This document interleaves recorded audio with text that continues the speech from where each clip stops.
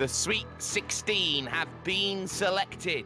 They've been fought through 13 by invitation, 3 by prowess. But here, in a race of jokers, there are going to be some aces, some king, and a queen as well, looking to race to make sure that they are the winners of All-Star Shootout 6 for the first time here on Forever Sim Racing. And we are so excited to have this broadcast and this famed Australian series here for you this evening. It is Jake Sperry, joined alongside by Ross Rizzo here in the commentary booth as we sit and wait for action to get going in about 10 minutes time here at Circuit Park Zandvoort. We're running the club layout with a joker to the national track.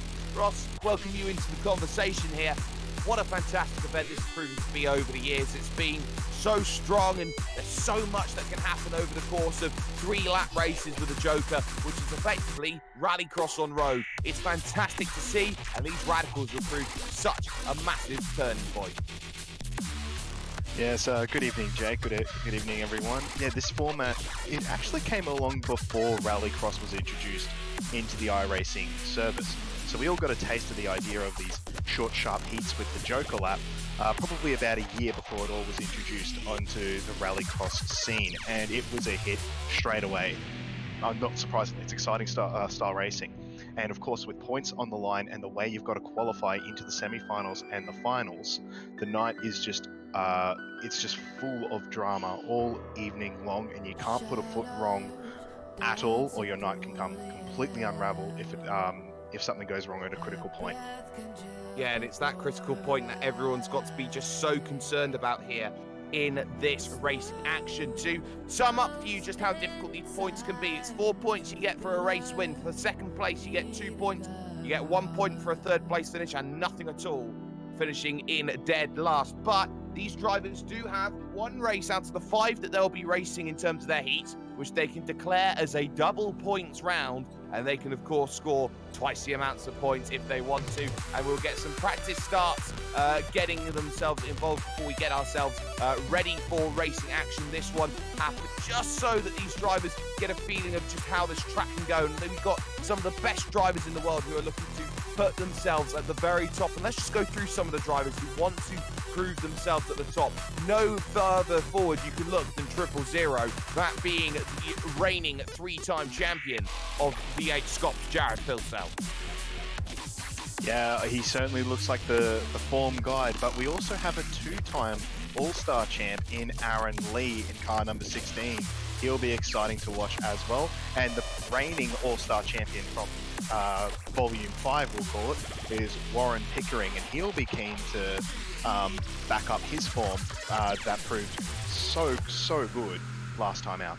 Yes, and sometimes you say that forms and former champions have a lot of understanding and can prove themselves. Other times it can be a completely different story. What is worth talking about, though, is that there was a driver fan poll that came out just 1 night ago, and it said that Jared Filsell was favourite to win this one. And talk about favourites, you got Harley Haber up there inside the top 5. Madison Down was in there. You got so many that really showed that they are very much split in terms of the field. Only about 26% of the vote went to Filsell in the end to take the victory. But what surprised probably everyone is that 2-time champion Aaron Lee only got 1 point, Ross, or 1 vote when it came to the poll. And I would be a lot more remiss to say it would be himself. And already the practice start has not gone very well at all. So that's going to be a tough one there. Madison Down getting a tap Harley Haber and co, so they're going to get a cool-down lap and come back in. But ultimately, that poll may be something of things to come. We know who the favourites are. Yes, absolutely, and it's hard to look past Jared, we'll be completely honest.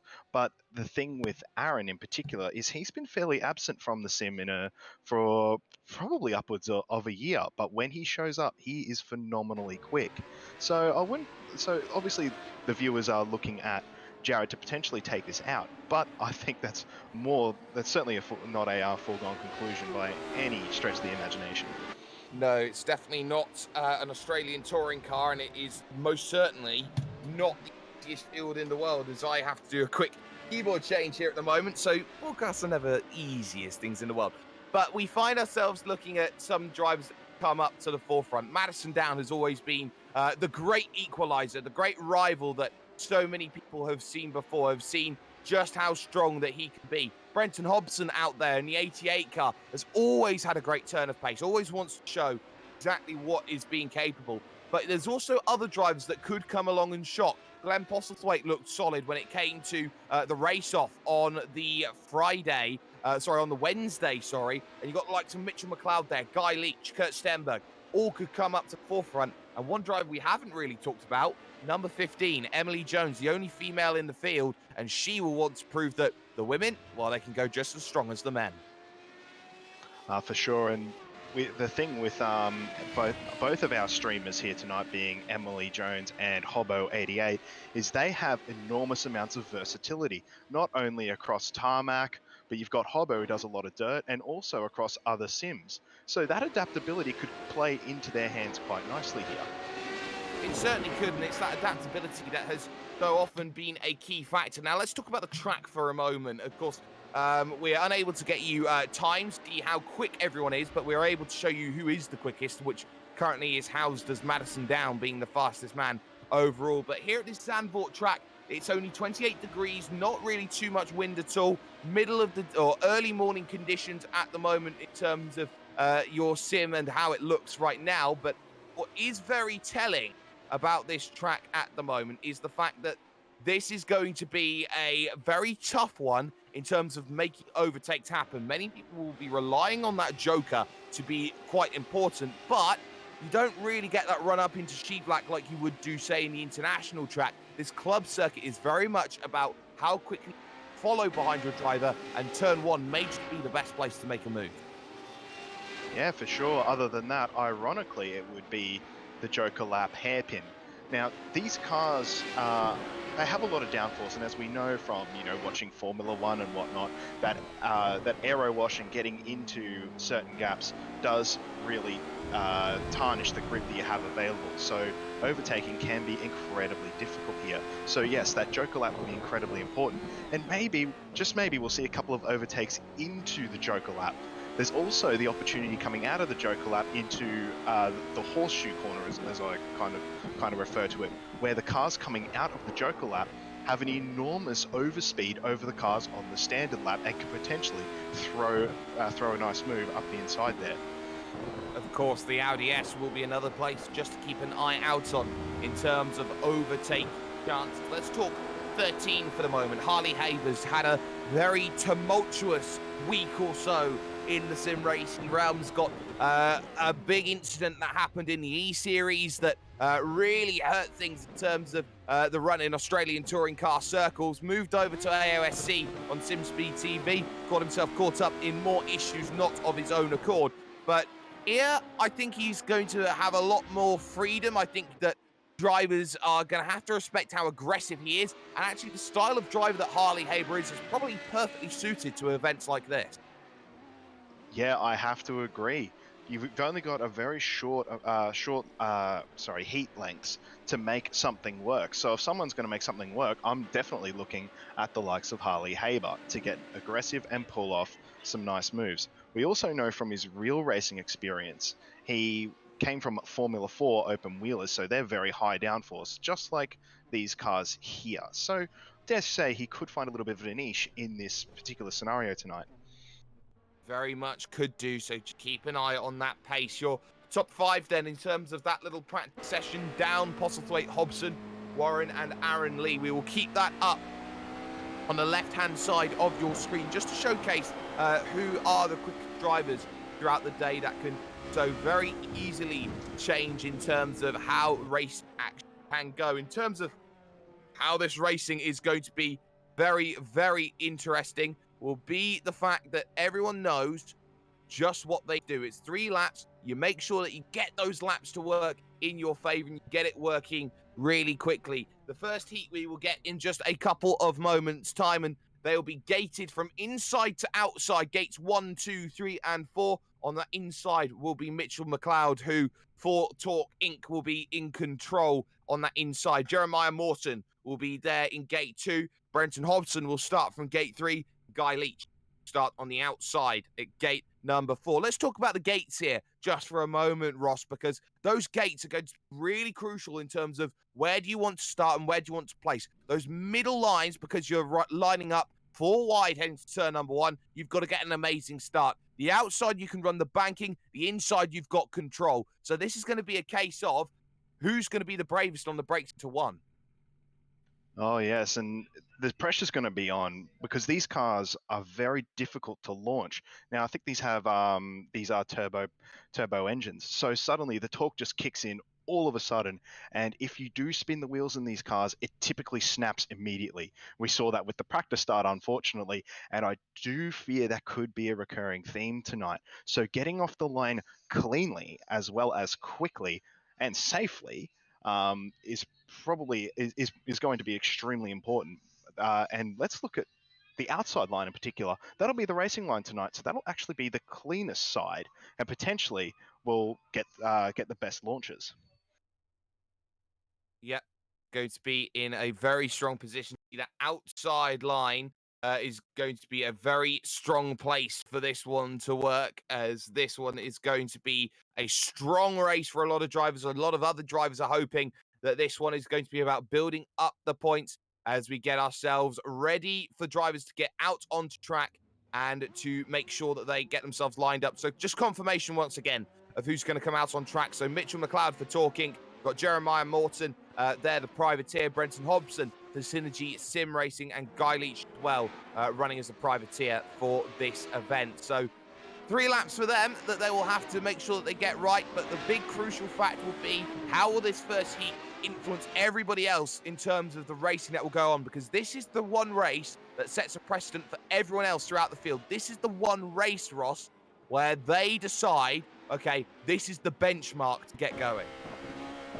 Yeah, it's good. It's really important to actually watch this race as a competitor to see what seems to work, when to take the Joker lap, how deep to go into turn 1. So this could very much set up the rest of the night, almost in some ways unintended. Someone might come across something that worked, even though they might not have planned it, and then suddenly that becomes the optimal strategy for the remaining heats of the night.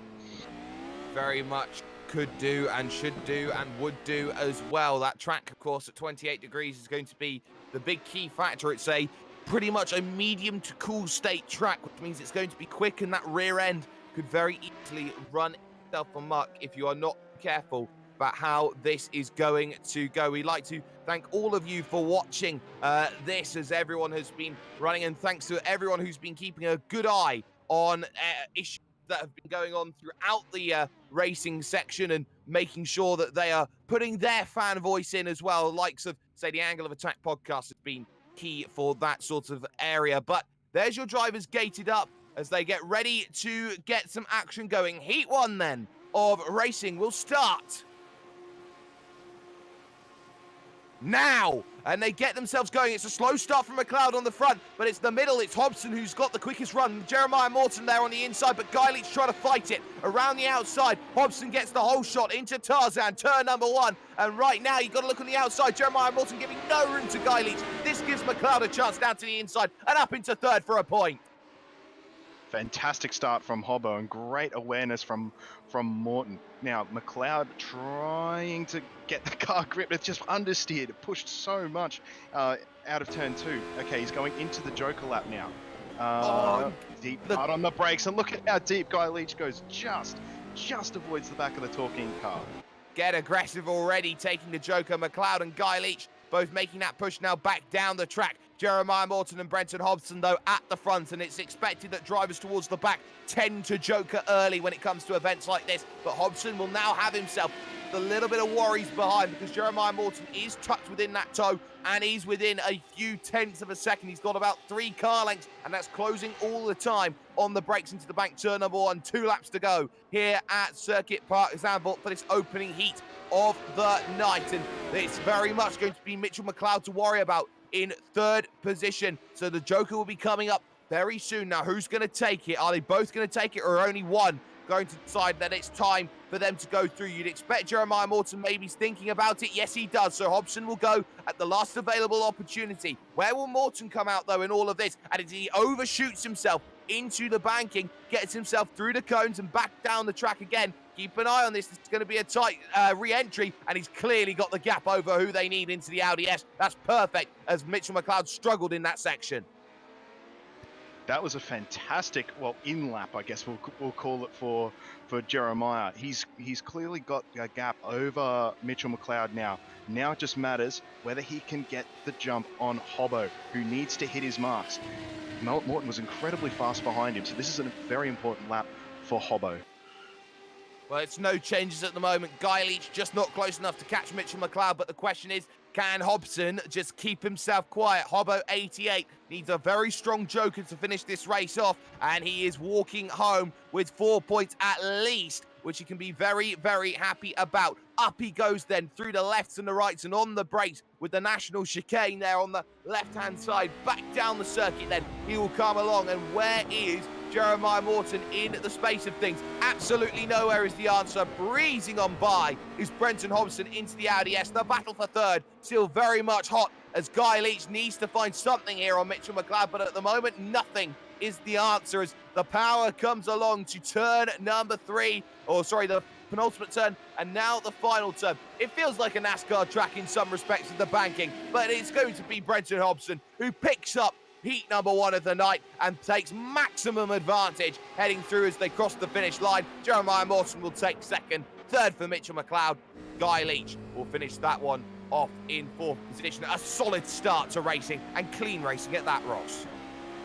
Yes, very good start. Very well done to Hobbo and Jeremiah in particular. I think that mistake going into the Joker lap cost him there. He looked like he had really, really good pace. But hey, Heat 1, all learnings to take into the next race. And I wonder how everyone else, how all the remaining competitors will use that as a benchmark to strategize their heats. Well, talking about benchmarks, we were talking about double points earlier on and how vital that they would choose to be. Brenton Hobson has said, right, it's Heat 1, let's get it out of the way, double points. So Brenton Hobson already on 8 points, and that, you could say, has almost guaranteed him position. Not completely, but he just needs to be absolutely solid on the way that this is going to work for him. 8 points is going to be massive heading into the future rounds, but this second heat's going to come out, and my goodness, is it stacked. You've got Madison Down, Bo Albert, Harley Haber, and Aaron Lee gated from right to left in terms of how they travel down the track. So keep an eye out on them as they look to get out on track and get those tyres warmed up for their start. So Hobbo nailed the double points round, scoring 8 crucial points. Now, the critical point of this event is converting that double points round into a win, or at least a second place. So Hobbo has done that very, very well. 8 points for Hobbo 88 to get into the final 8. So no 6s in that one. So I'm sure Hobbo will be very, very pleased with that one. Now, who in this one will take their double points round? It's difficult to decide when to do it. Obviously, you would want to do it when you feel like you have a good chance.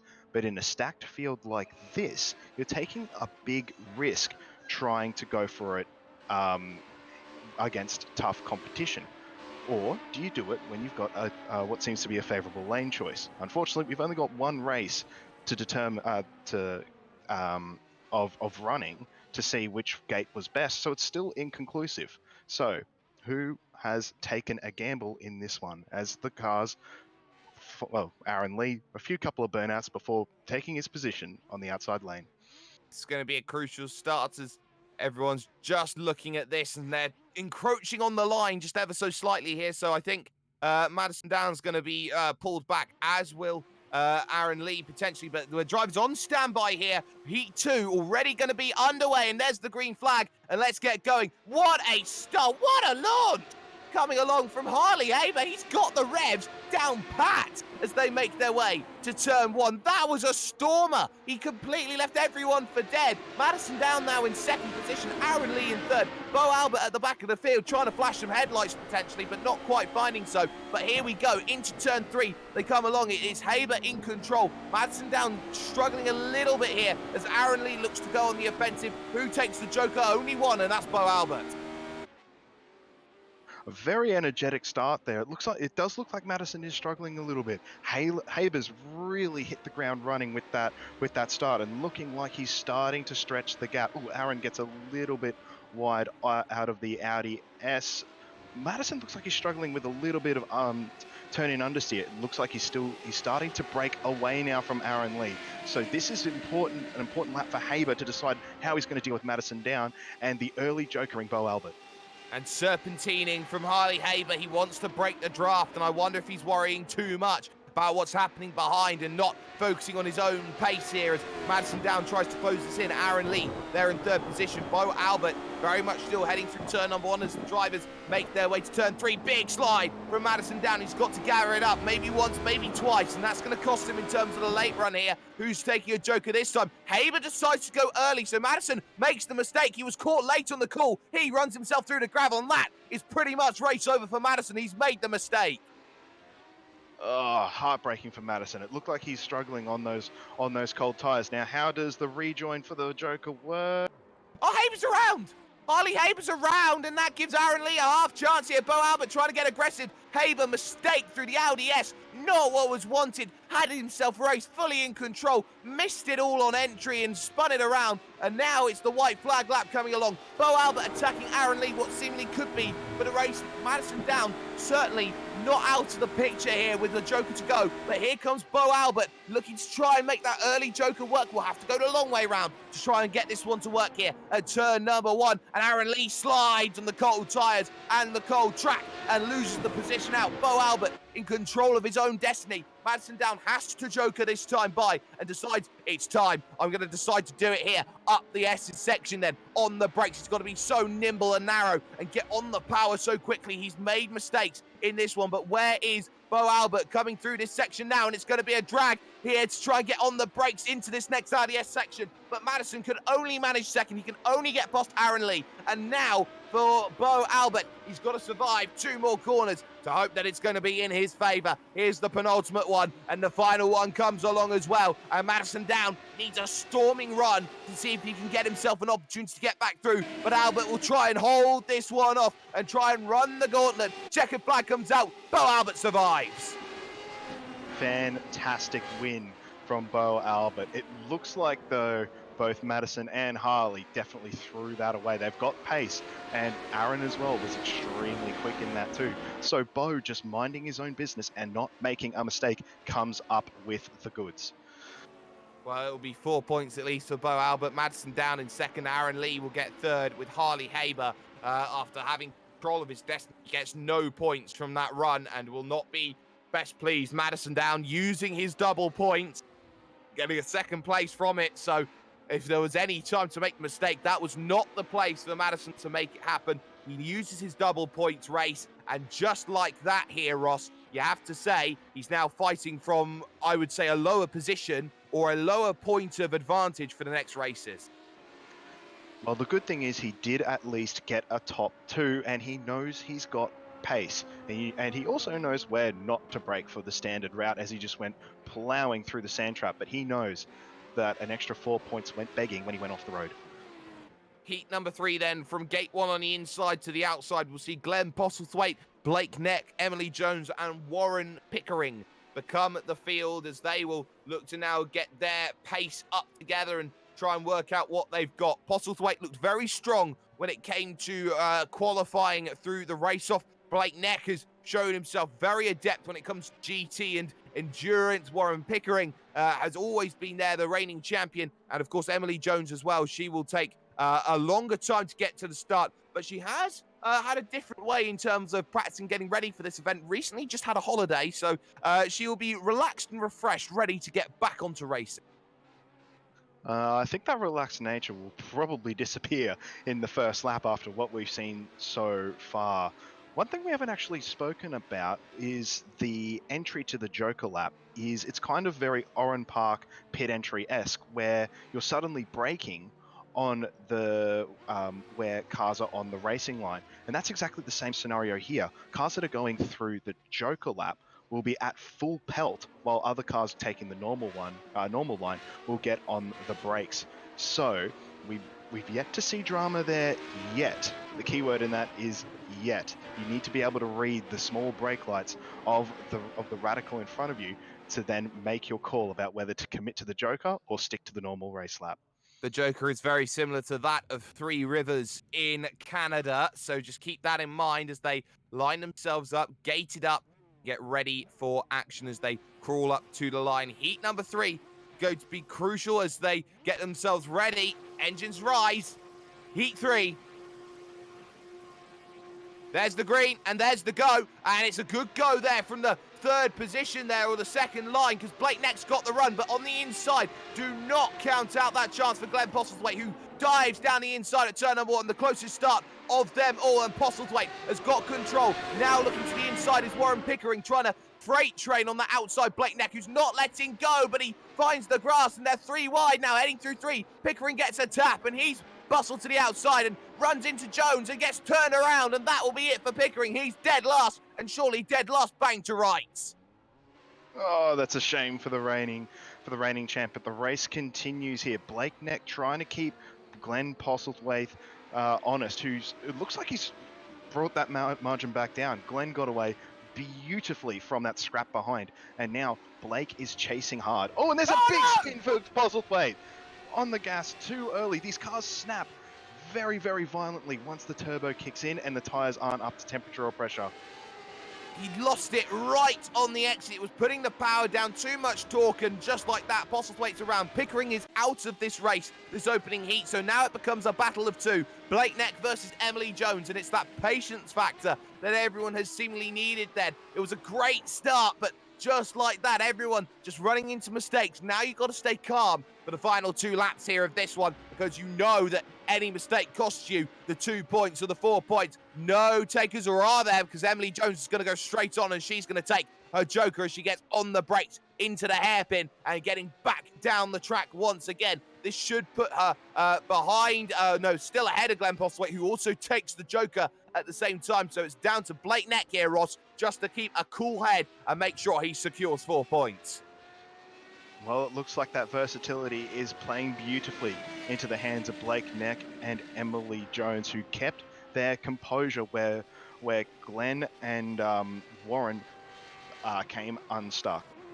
Well, they came unstuck a little earlier, but Blake Neck is certainly having none of it. But Emily Jones has just had a huge mistake, a spin coming out to the final corner. Just got a little bit on the grass, I think, and then goodbye and around. One spin and able to get that one back going. But how close is Postlethwaite? Answer is incredibly close. We have a battle now for second. Blake Neck can run for the hills and practically confirm 4 points in a canter, but it's this next battle we see. Jones, with a mistake of her own, now has to be careful here. Streaming live on Twitch TV, but now here's Glenn Postlethwaite trying to get in for synergy, trying to steal a point away and run off into the night with it. Jones not in a position to make that happen, but Blake Neck already through the Audi S with 2 corners to go and practically in security. Emily Jones still holding off Glenn Postlethwaite, who runs a little wide through the Audi S, and that could be the respite needed. But Blake Neck round the final corner, it's going to be incredibly happy with that one. The only one faultless in heat number 3, the only one who will take 4 points. Blake Neck wins, but the battle for second,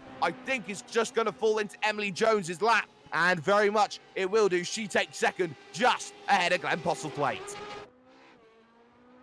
She'll breathe. Oh, Glenn Postlethwaite just blew the engine coming over the line, so unsure how that's worked. Maybe a bit of frustration knowing that a win got away there, or at least second place. Oh dear, that's not what he wanted. So only 2 points from his double points round, missing out on a possible 6, which is devastating for the semi-final hopes.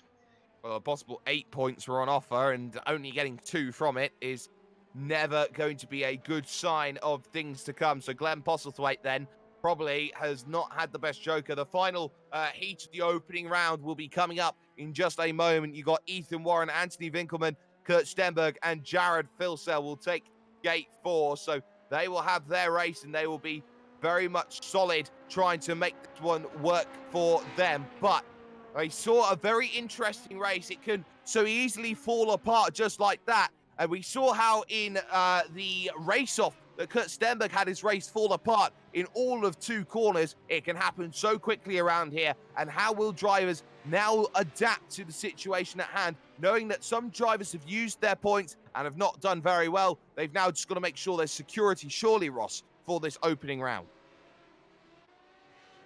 Yeah, it's difficult to guess the balance here. You saw mistakes from experienced and fast guys, and then guys like Bo Albert and Blake Nett capitalizing on those mistakes. They're probably wishing Blake in particular would have been hoping to have used his double points round, but alas, he'll have to wait until a later round, where the guys who have been making the mistakes have probably learned better now. So it'll get more and more difficult to pick up wins as they become available. So sometimes you've got to really go for it when you feel like you've got the grip under you to try and get wins while they're available.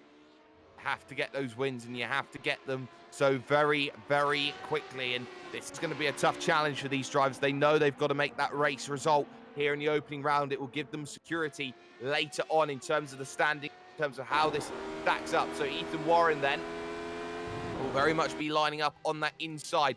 Second in the gate will be Anthony Winkelmann. Then you got Kurt Stenberg and his former teammate Jared Filsell, now part of the Evolution Racing Team brand, as they all line up and get ready then. As here we go, engine notes rise for heat number 4 out of 20.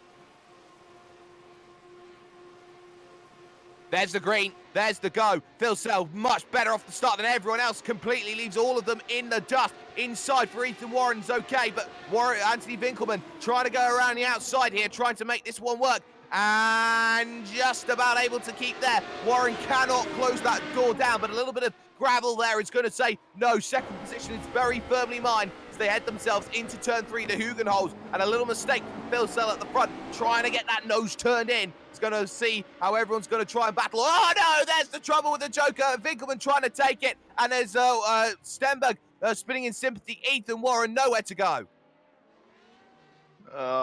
We saw it. It was going to happen at some point, and unfortunately, it's caught Anthony out. And I believe we've had a red flag called for that one, so that means we'll get a full race start, as well as an investigation to the collision, where the driver deemed at fault may be disqualified from the round.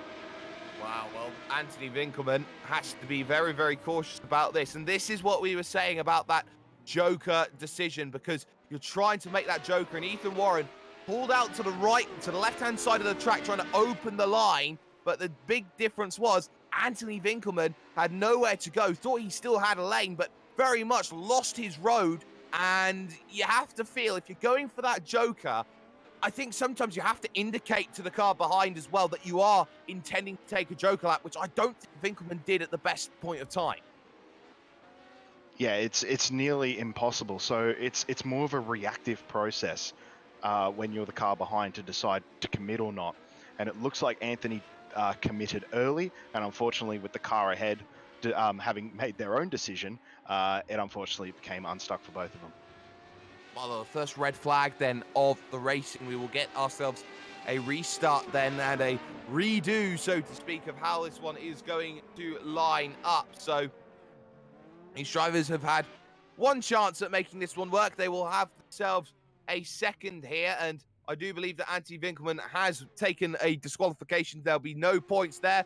There are only 3 to the dance as they look to get this restart going. There's the restart, and it's a much better start from everyone this time, and Ethan Warren's got the whole shot as they head themselves towards turn number 1. That's a lot better. Stenberg left in the dust ever so slightly, but the outside line for Filsell trying to work with the banking and the parabola, but gets a good run, and if he can hold the outside of 2, he's got the inside for 3. Ethan Warren has nothing on the exit, and Filsell in control and in command. One of Jared's trademarks. Great starts. Oh, there's a big slide from Filsell in front. Ethan checks up nicely. No collision. So they press on. Jared to the Joker lap. Ethan runs very wide on the opening through the normal lap. Stenberg nailing the apexes there, so he's suddenly put himself in with a shot against. Oh, as Ethan Warren runs very wide again. Stenberg still can't quite get the move done, but is looking good to perhaps pressure Warren into another mistake. But this is costing both of them precious time to Jared, who took that Joker lap very early. 2 laps to go, and now will Stenberg start to go on the offensive factor? Yes, he will. Moves to the inside, but does break a lot earlier there, saying, well, I can't get that run, and using all of that track, able to break later, using the banking.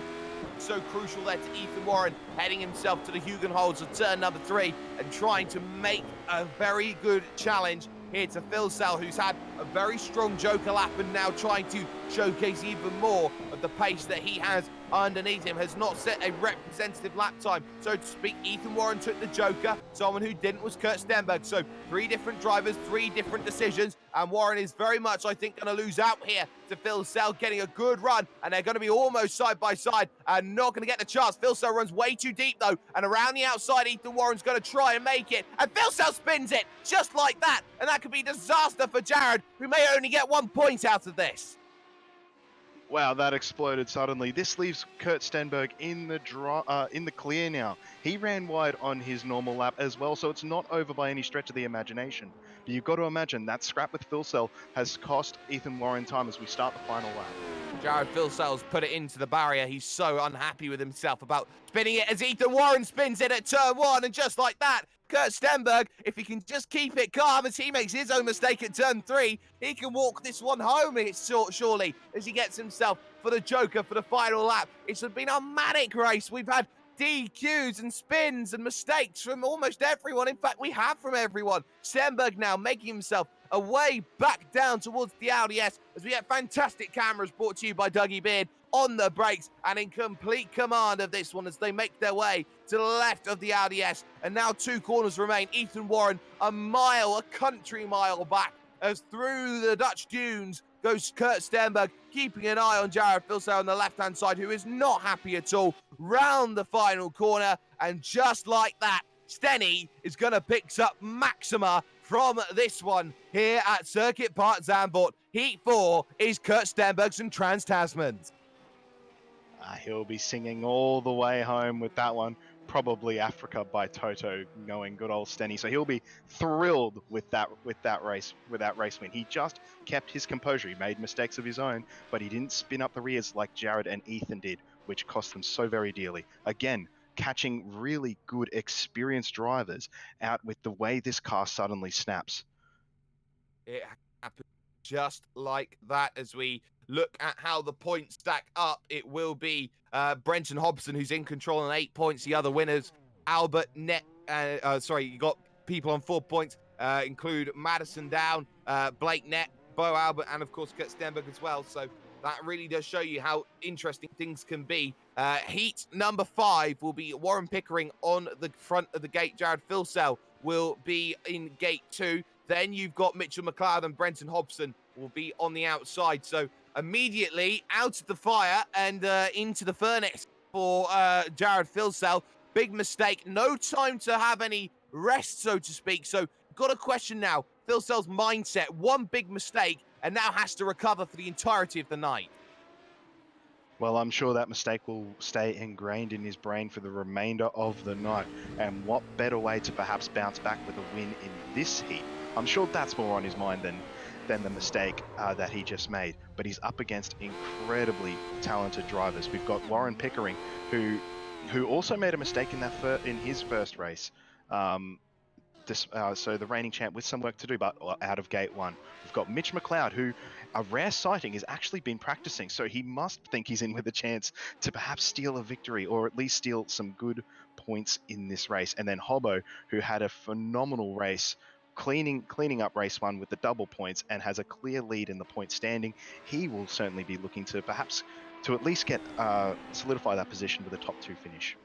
Got to be consolidation at the moment now for Brenton Hobson. He knows just as much. He knows he's just got to be calm in the way that he takes to this and make sure that he gets the run that he wants, and he will make everybody wait for him to take starting grid as he looks to have maybe a half practice on getting good launch off of the start. And it has been very much a different case of, well, what's the best way to start? Because the launch is the only way you really gain a massive advantage around here. You've got to make sure that that start is fantastic. Maybe only one driver really get that down pat, and that being Harley Haber. So these drivers will look to get a good start, and both Pickering and McLeod waiting for Jared Filsell, who will take gate 2, who he had to question, which gate am I? Oh, I'm gate 2. Okay, I'll line up, thread the needle there, as Brenton Hobson will happily sit on gate 4 and make sure that everyone waits for this start. This is the second round of heats. They're looking to get some more points underneath their belts. They know exactly what they need to do, and that is score, and score very well. Hobson lined up on that outside. Engine notes will rise for this 5th heat of the racing that we've got. There's the green flag, and there's the go, and Filsell gets a good start, but McLeod is with him every step of the way on the outside, trying to make that work. Hobson there in 3rd position. Pickering needs something in 4th as they run the outside track. Mistakes, and Hobson has to give the line. Pickering on that inside line almost in 2nd, doesn't have run off the exit, and all of a sudden Filsell in command once again, but can't afford mistakes in 2nd now, as Mitchell McLeod said he was practicing, but now he needs to find something here. Pickering nowhere to go as they fight for 2nd, and at the moment it's 2nd best they've hoped for. Oh, big mistakes from both Pickering and Hobson, who's gone skating through the grass on the standard lap. That might be his chance gone. We saw a mid-corner checkup, which I think gave Jared an excellent advantage and a good chance to just simply check out from here.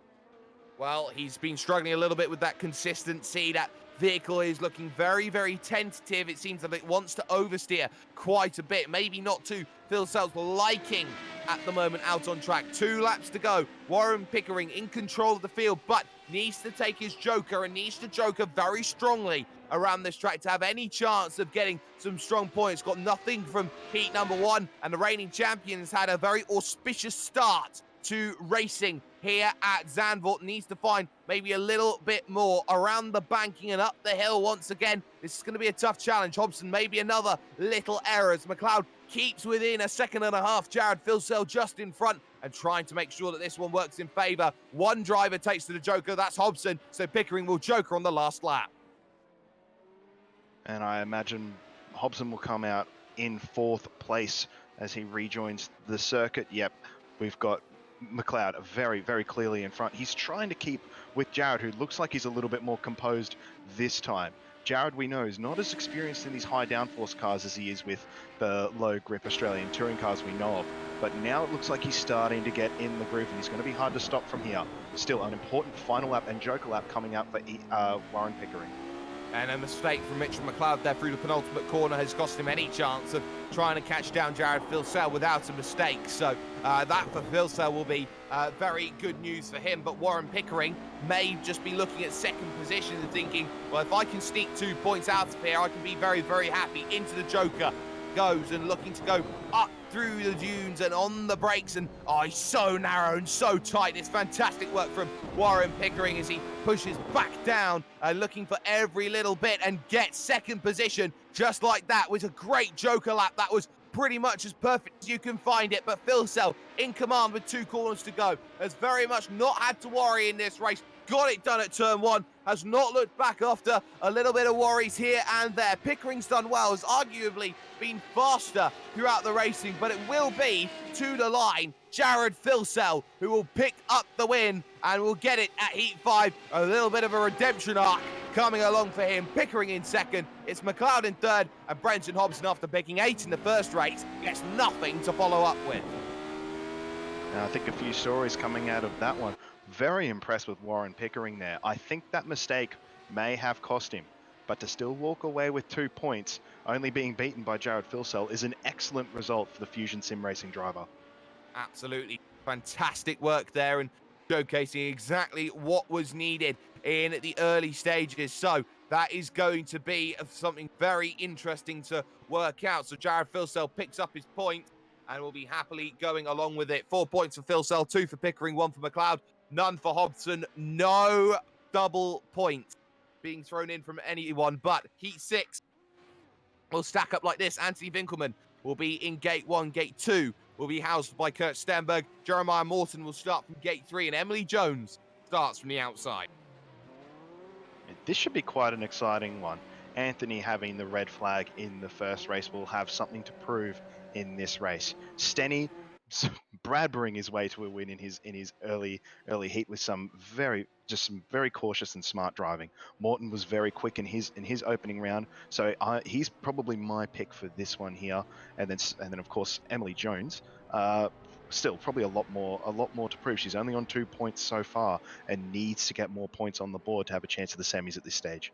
Yes, the top 8 move into 2 different semi-finals, and then the top 2 from each of those move to the final. So you've got to make sure that you're scoring points to get inside of the top half at the moment. Anything short of that is going to be very much what you need to your mind on, as this is going to be a tough challenge for these drivers here. They know they're all very similar in terms of pace. They've all got to make sure that they get a very solid, strong result. This is going to be one of your form setter races, in my view. You've got to make sure that this one works out in favour. You've got to make sure that you're getting solid points from every race you start in, but some are going to be a lot more difficult than others. And for drivers who are all even like this, it's going to be one of those races where literally throw the form book out. This one could be absolutely anyone's. Everyone lined up then.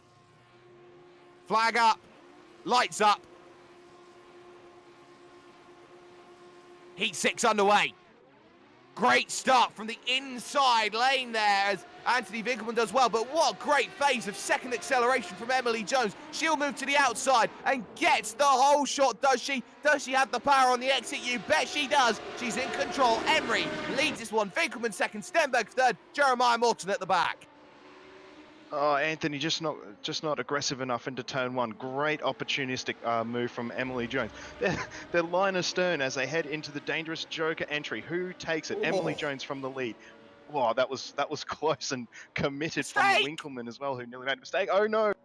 It's Jones, Emily Jones. She messes up the Joker, and just like that, on the brakes, she caught the grass, I think, so slightly, almost a tread, a finger width of tyre of grass she collected, and just like that, she spun it a second time as well, coming off of that section, and her run is over after such a promising start. Jeremiah Morton there in third, but it is Stenberg and Winkelmann at the front of this field, looking to try and make sure they've got some solid points. And at the moment, Kurt Stenberg looks certainly one of the favourites to advance into the semi-finals, as he has just been so consistent over this run. On the brakes, turn 2, now into the Hugenholz. They come along, and Winkelmann now just needs to stay very calm about the way he's going to take this. And I think a Joker may just be the waiting game that he's thinking of, as now one comes in and one stays out. So Winkelmann decides it's time to Joker.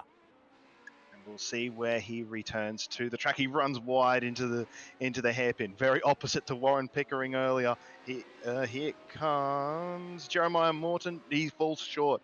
Winkelmann gets the effective second spot, maybe the effective lead, when we see the Joker lap from Kurt Stenberg. He needs to really push hard to get out ahead of Winkelmann. Needs to be a strong race for him. Trans-Tasman had one vehicle in no shape to make that one work. Emily Jones trying to hope that someone runs into troubles. Jeremiah Morton runs wide, and that could just cost second position, maybe even third place as well, as Stenberg now makes his way through turn number 3 and now into the Hugenholz. Comes along this fantastic bank left-hander for rising back up the hill and hoping that there is going to be opportunity knocking as he takes Joker straight away at over 215 kilometers an hour before hitting the brakes into the right of the hairpin and getting back on the power. That was a lot better than Anthony Winkelmann, but how close is it going to be on the exit? Winkelmann's through, and Winkelmann is safe.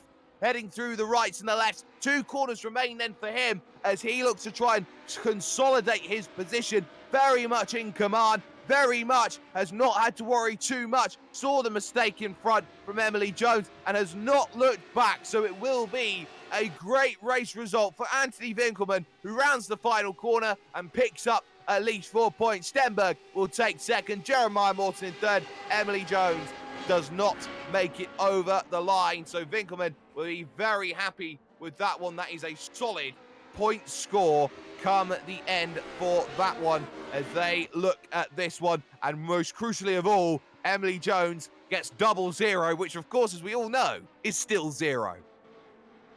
Oh no, Emily will be very, very upset making that crucial mistake into the hairpin, and it just got worse very, very quickly. But how about this for a redemption drive from Anthony? Could only make 4 corners in the first heat, picks up the win in his second one. So it looks like we're seeing a little bit of a trend here between he and Phil Sell. So he'll be happy to get strong points on the board, albeit a race late.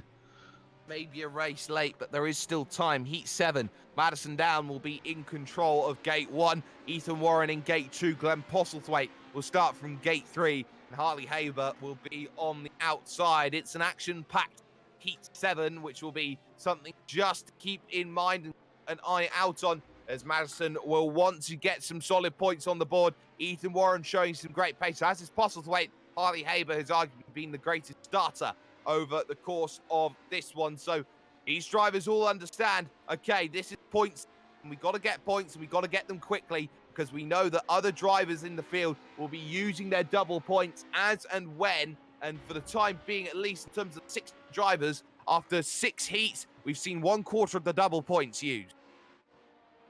Well, in this heat, we've seen that Down and Postlethwaite have both used their double points round. So still Warren and Haber could still use theirs, but with such a stacked and close field, I'm not sure it's a wise choice. But I'm sure one of them will be keen to prove me wrong, as we see 2 cars entering the gates now.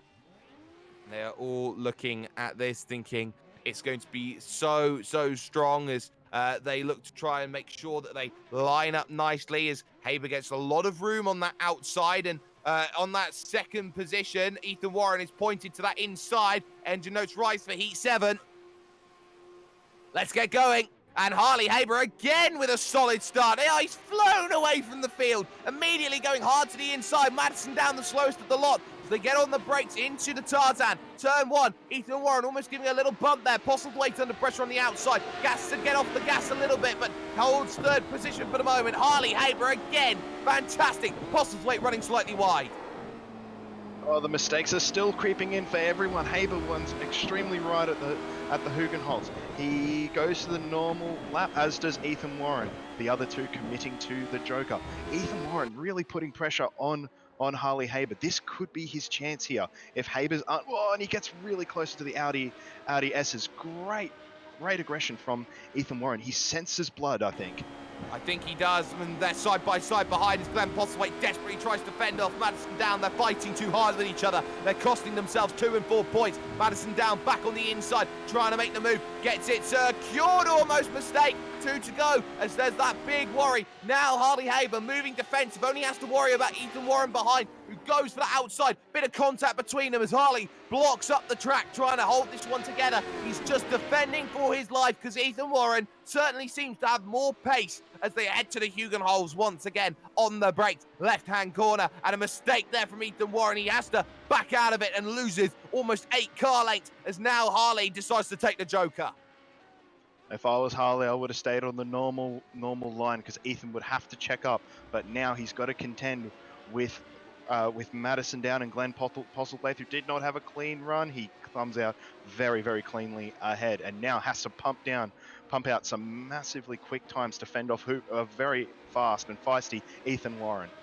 And Ethan Warren will want to prove exactly how much pace he has as he gets on the binders here, looking at the front stretch. 1 lap left here in heat number 7, and Ethan Warren is in complete control. On the brakes they go into the right of Tarzan, and just behind that, Harley Haber is seen behind him. Glenn Postlethwaite under pressure. Madison wants 1 point. It doesn't sound like much, but it's everything. Big wiggle from Postlethwaite. Madison Down senses the opportunity, back to the inside, and Maddie's going to try and take the position. Can he get it done? Nice block as Postlethwaite runs wide, and there is no points for him at the moment. Ethan Warren in his Joker, massively tight, almost too tight, as he heads through, knocks 2 cones out of the way, and says, let's go back through for it. As Harley Haber comes back out on track, he blocks, and just like that, Ethan Warren is sideways and is able to save it. I think Harley was a little too aggressive there. I think he blocked thinking that Ethan may have not had any run. That is such a contentious finish to this one, and Harley Haber, never too far away from controversy, will round the final corner and pick up the race victory. Madison Down will get second. It'll be Ethan Warren third and Glenn Postlethwaite fourth, but that could very much change with the stewards' inquiry. Yes, and whatever decision they come with could set a precedent for the remainder of the night, whether deliberately taking such a wide line is within the rules of tonight, because you could see Ethan, he had such a huge run and then had to turn hard left to avoid the Mark 1 Radical. Held a 90-degree drift trying to keep it out of Madison Down as well. Well, this is the thing. You almost are blind trying to see on the right-hand side. You don't know how the vehicles are going to push onto that outside. Harley will say, well, I'm taking my natural racing line, and technically because I'm ahead, I shouldn't really need to justify my position. It's Ethan's job to get around me. Ethan will say, well, I'm there on that, making such a massive turn of pace, and I've got to try and get that run, and I was blocked and had to take to the grass and lost the position because of it. So it's very much contentious at the moment as we look at heat number 8, looking to step up at the moment. Bo Albert, Guy Leach, Blake Neck, and Aaron Lee will be how this one stacks up from right to left. So for the time being anyway, contentious, but it's only 4 points for Harley Haber. No double points used for anyone in that 7th heat.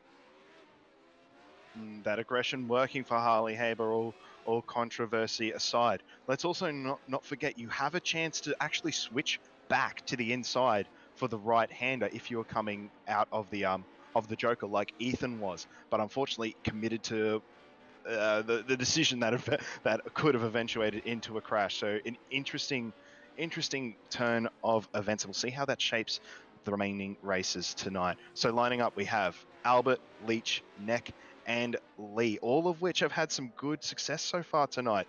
I think with the exception of a guy who is yet to get on the board, but all the others have had strong races so far, including a win for Bo and a win for Blake.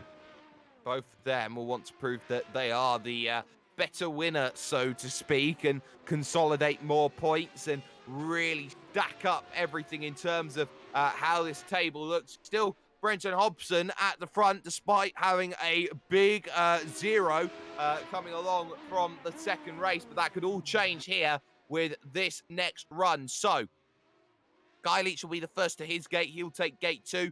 Blake Neck looking for his gate next, and he will be gate number 3 and try and make that push as Bo Albert will take the open gate there on the inside, and the outside will be hosted by the 2-time champion Aaron Lee, who has not got off to best of starts.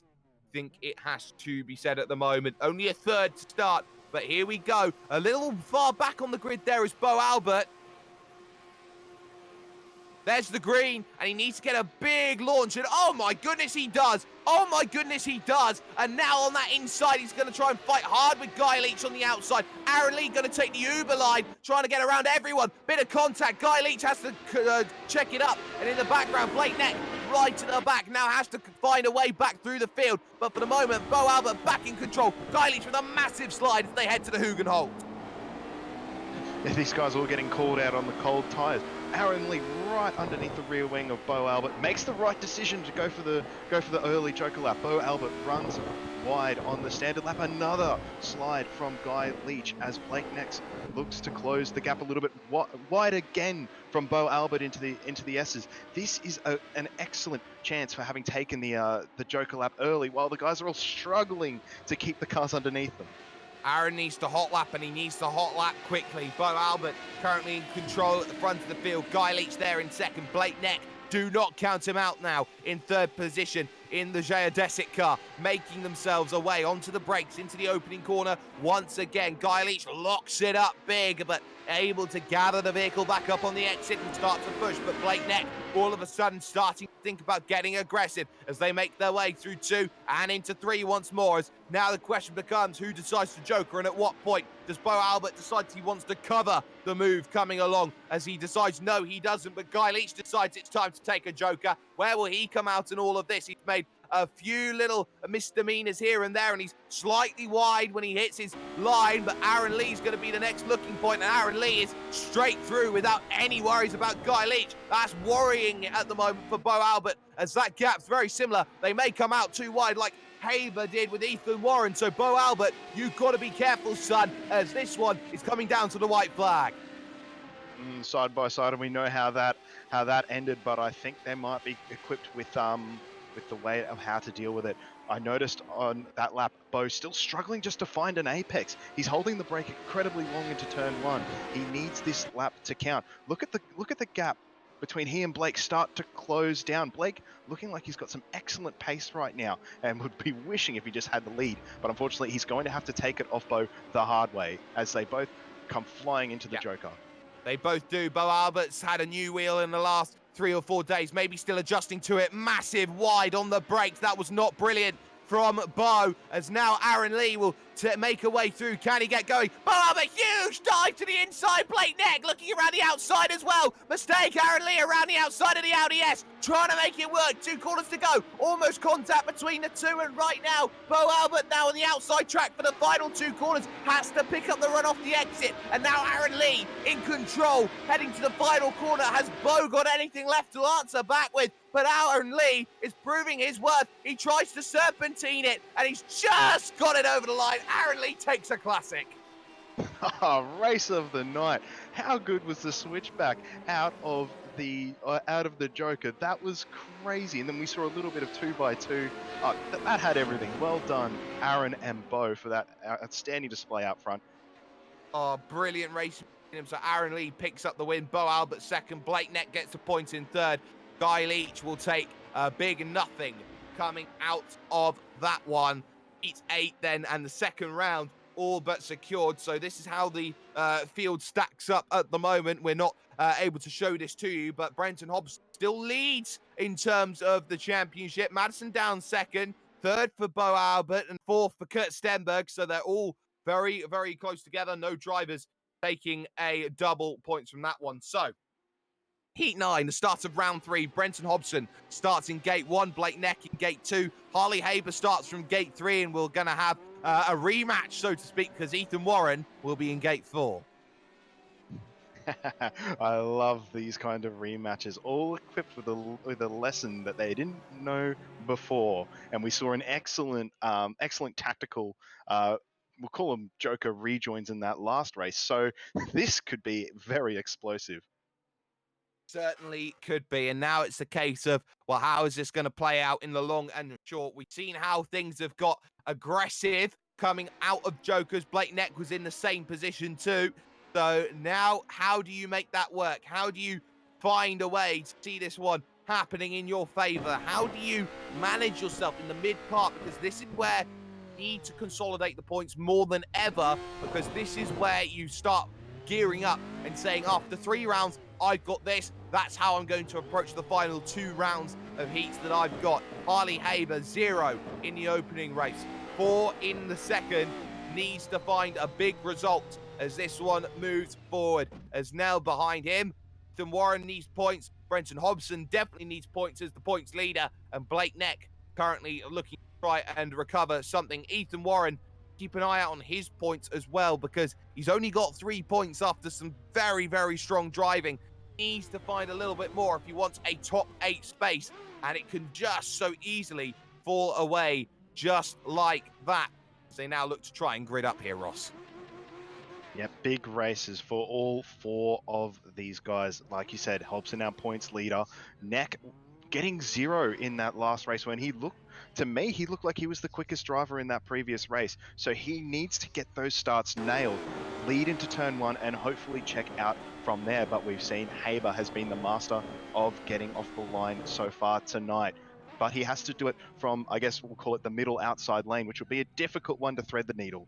It certainly will, as the engine notes will rise for Heat 9. You've got an ace there on starts and a few kings looking to try and find something that they want. Here's the green, and there's the go, and it's not as good of a start. Ethan Warren's going to go straight along the rev. PM, not good enough from those two at the front. But now look at this. Here's Haber just holding off Ethan Warren. And there's contact. Hobson down the inside. Ethan Warren gets turned. Red flag. We'll start that one again. And I think Hobson may find himself with 0 points again. Oh, that was... the aggression levels are very, very high, as you can see. Looks like Hobson was going for a gap that closed extremely quickly there. So we'll get a race restart very, very shortly, folks. But I dare say it will be minus the Hobo 88 Radical. Don't know as of yet. Gone back out onto track for the moment. We'll just get confirmation from the stewards. I think we're all good, as they will all round themselves around again and get themselves a chance. There was a little bit of a 2-into-1 scenario there as well with that, because there was such a massive checkup. Ethan Warren was on that outside. Harley Haber was sticking him up high, and ultimately you could say Haber was blocking the road and running at a pace which I don't think was as similar to what he could do. Talk about how quick Haber was going. He was down to 86 kilometers an hour through turn number 1. Keep an eye on the pace that was being done by Blake Neck. He was up at 90 heading through that same point. The advantages of having the lead is you can dictate the pace, but that is a fairly extreme checkup that unfortunately Ethan couldn't quite predict, or more so Hobo. But how good was the start from both Warren and Haber? Neck and neck all the way to turn 1. No way to split them, but the inside line working extremely well for Harley Haber. Well, all 4 drivers will take to start again, so we'll get that one done once again in terms of a restart. Everybody then lining up, and it's a second attempt for those drivers who couldn't get a good jump off the line. So here's the standby. Take 2. Action. And that's a lot better from Ethan Warren on the outside. He's got a great second phase of acceleration. He beats everyone there. Haber stuck on the outside, and all of a sudden, Blake Neck and Brenton Hobson have to think about where do we go. And at the moment, it's that inside again, and Hobson almost again running into the side of someone at turn number 1 at Tarzan. And now Ethan Warren finally can wrest control of this field. Haber there in second, third for Hobson. Blake Neck there in 4th position. Now needs to find something, because all of a sudden, those points are falling away. Quicker and quicker and quicker. Who takes to the Joker? Only Hobo. Another frantic start from these guys. Look at Haber. Oh, he gets a big wiggle on through the Audi S's. He does have Ethan, I think, has a little bit of an advantage right now, but Haber needs to do everything to keep that gap nice and short, because he definitely doesn't want Ethan to get away, and he certainly doesn't want Hobo 88 to fill the gap between he and Ethan Warren. Ethan Warren has massive karting experience, and he'll be using that in a vehicle that can be sometimes considered similar in this Radical SR8. It's unlike quite a lot of vehicles that you typically drive on the iRacing service, but it's still some good running at the moment from these front 3 as Blake Neck tries to stay in tow with the front 2 right there and not quite finding it. Haber running slightly wide through turn 2 there. Hobson at the moment in 4th is just being very consistent. Anyone taking to the Joker? Ethan Warren certainly isn't, so Harley's going to decide it's time to dive. Blake Neck will wait to the last possible moment. Yep, this is working nicely for Ethan Warren as we look at the rejoin with Harley Haber. Good line through the hairpin. Here comes Hobo. No, he does not. So clears him easily, does Harley Haber. And this bodes well for not only Ethan, but Blake as well, who could potentially take 3rd place. Brenton Hobson does not want to go back-to-back races without a point. He may be leading, but not for too much longer, as the white flag comes out right now for Ethan Warren in control. Blake Neck currently in 2nd, but both need to Joker, and both need to Joker strongly at the moment. Any mistake can be detrimental here, as Ethan Warren has seen already before. He's not yet picked up a win. He's got 3 points from the racing, still yet to use his double points bonus, which he has still in pocket, but What can he do? Up the hill, now into the Joker he comes along. Blake Neck will follow in tow. Neck had himself a worrying moment of his own last time out with Jokers. That's been the talk of the town over the last 4 heats. But here comes Ethan back down the hill, looking at the Audi S. Has he got complete control? Yes, he does. What about Blake Neck? Down to the inside, trying to fight it, and they come together for second. Haber able to hold it. Now Hobson's going to try and get in the mix. It's all for scraps at the moment because Ethan Warren is going to run away with the victory, barring the final corner, which we have seen one spin already here today. Ethan Warren picks up the win in Heat 9, but Harley Haber is going to hold on to second. Blake Neck will steal a point, and Brenton Hobson will go back-to-back with nothing in his pocket. And now all of a sudden he's got to start looking around and going, well, that could be a very tough race for me now for the final 2 races of the evening. Yes, for sure. The thing that's working for him is the 8 points that he scored earlier. But if we can look at that pace from Ethan Warren, he's put himself in as a massive dark horse to take this thing out. None of those guys even had a hope to try and catch him. He set an incredibly quick lap time on lap 2 of that heat, which actually elevated him up our provisional qualifying standings up into 3rd with a phenomenal 56.5. Well, after this next heat, we will be at the halfway stage in terms of heat racing, and this heat 10 will look as follows, as Blake Neck used his double points on that round and gets an extra point for his troubles. Jeremiah Morton will be on the inside with Aaron Lee in gate 2. Emily Jones will start from gate 3, as it'll be double Trans Tasman on the outside. Madison Downs starting from gate 4. So that extra position for Neck was very vital, or else he would have walked away with that race from nothing from his double points round, but still not the way he wanted that to go. And I think we're seeing a double points. Yes, Ethan Warren used his double points round on that race, so picks up a very cool 8 points. And that puts 3 points clear of Brenton Hobson at the moment on 11, which is exactly what is needed at this point in time. So at the moment, a lot of these drivers have not had the best of runs. Jeremiah Morton, from the 2 points of 2 races, has only 3 points. Emily Jones only on 2 points. Aaron Lee on 5, which is strong. Madison down there on 6. So Madison pretty much in the hunt. Jeremiah Morton currently, I would say, on the bubble on 5 points at the moment, and needs to be a little concerned about the way this is going. Still has, of course, the double points available, so this is going to be a tough one. Madison Down, of course, has already used his double points. May just have to be very cautious about the way this race is going to land. But this is heat number 10, and this is going to be a very strong race, I think, from a lot of drivers who need to make sure that this one works for them. They all stack up on the start-finish line, and we are just going to get confirmation that everyone is okay and ready. Engine notes will rise as the halfway race begins. Good start from Aaron Lee, but it's that second phase again for Emily Jones, which is good. Oh, straight across into the wall. Red flag, red flag, red flag as they hit the wall. Both Aaron Lee and Jeremiah Morton getting contact there, and that was just drivers getting too aggressive off the line and just trying to give each other maybe a little less than racing room. So it was actually past the phase of the start where the cars tend to struggle for traction.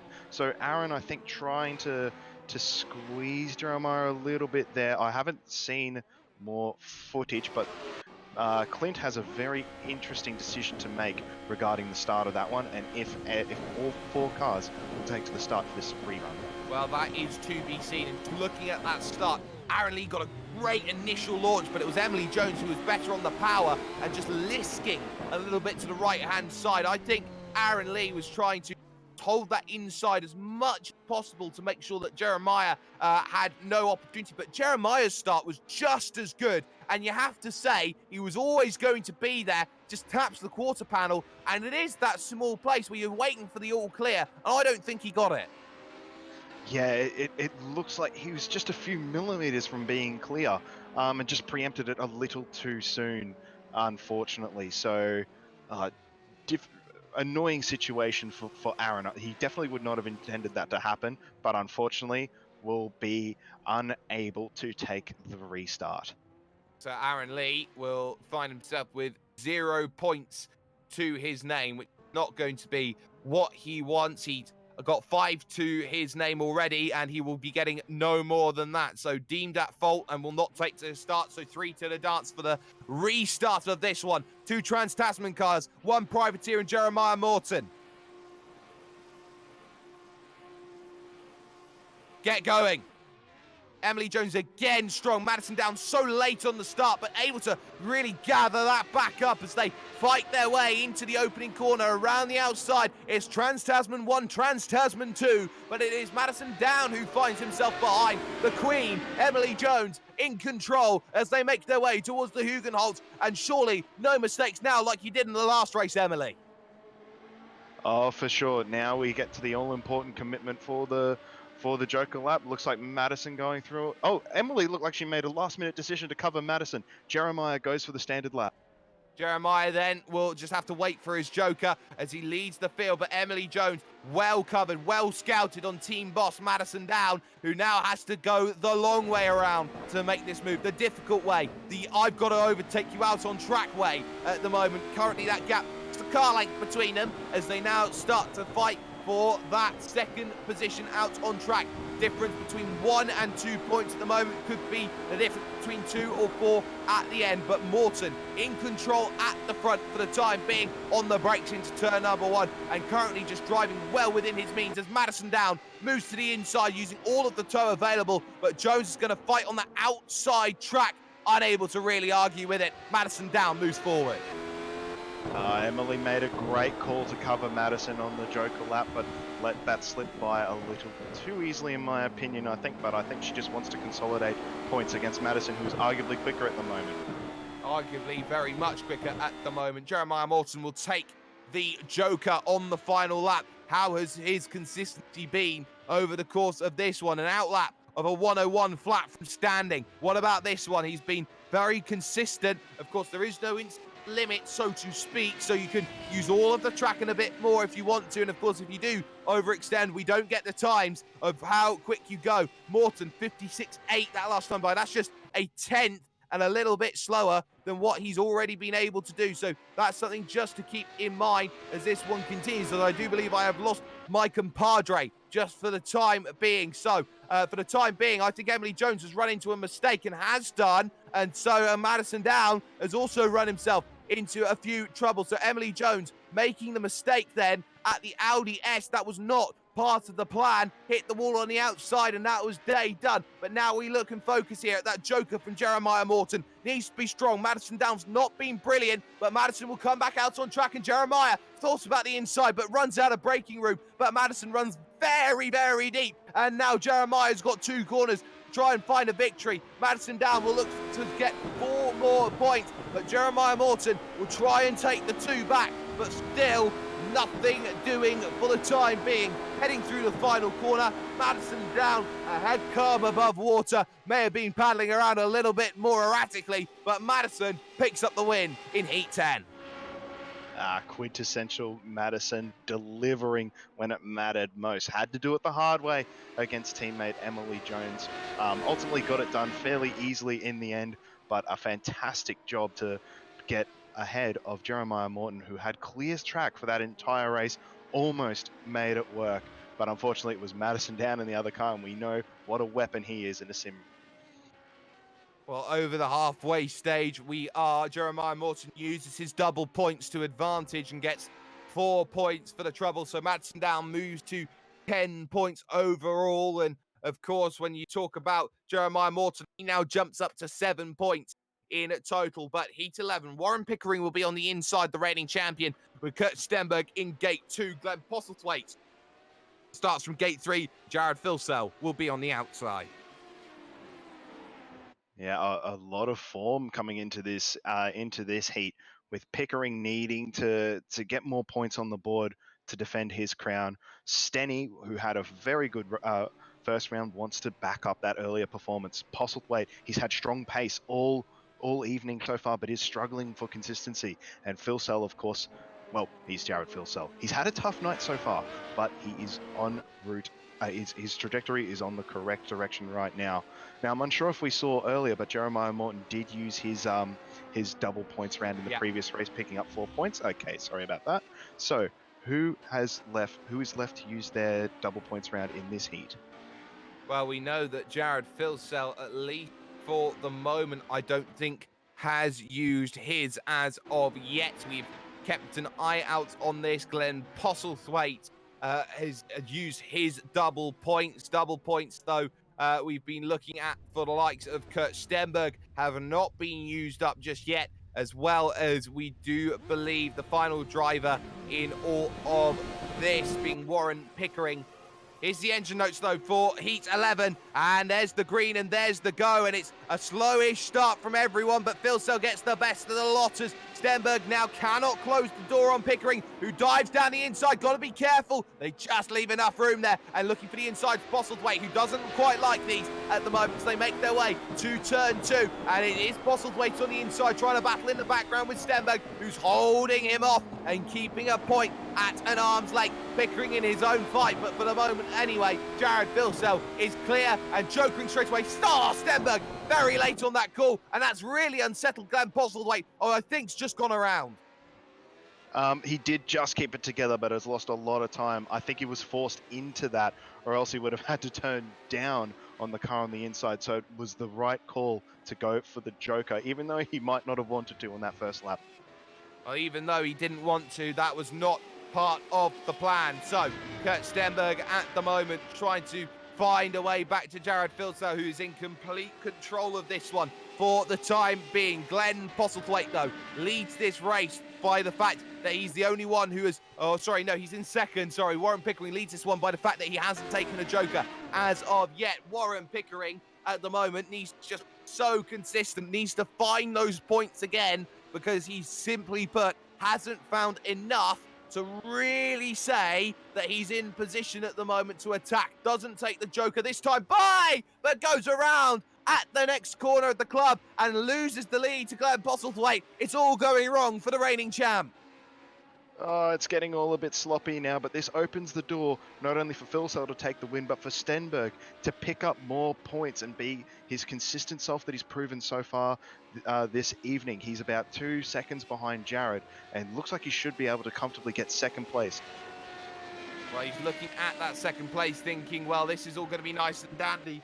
White flag comes out. Postlethwaite and Pickering both have to take the Joker. Jared Filsell, though, railing them back down and using all of the track and a bit more to make sure that happens. Kurt Stenberg there is currently in dead last, but is not really in too much worry at the moment because, of course, both drivers in front still need to take their said Jokers. They head through the Hugon holes and up the dunes. They will come along here and look to make sure that their runs work in their favour. Postlethwaite, though, will take that Joker and try and make sure it works for him. Really nice and tight. Takes a very lovely line, and now we'll try and get on the power, but Filsell is already through. Stenberg pretty much already through as well, so it's 1-2 for the former teammates then, as Jared Filsell will make his way to the final 2 corners and very much will be in domination mode as he goes back to back through the final couple of corners, and he now starts to say, well, it was a poor start, but I'm starting to get my act together. It's victory for Jared Filsell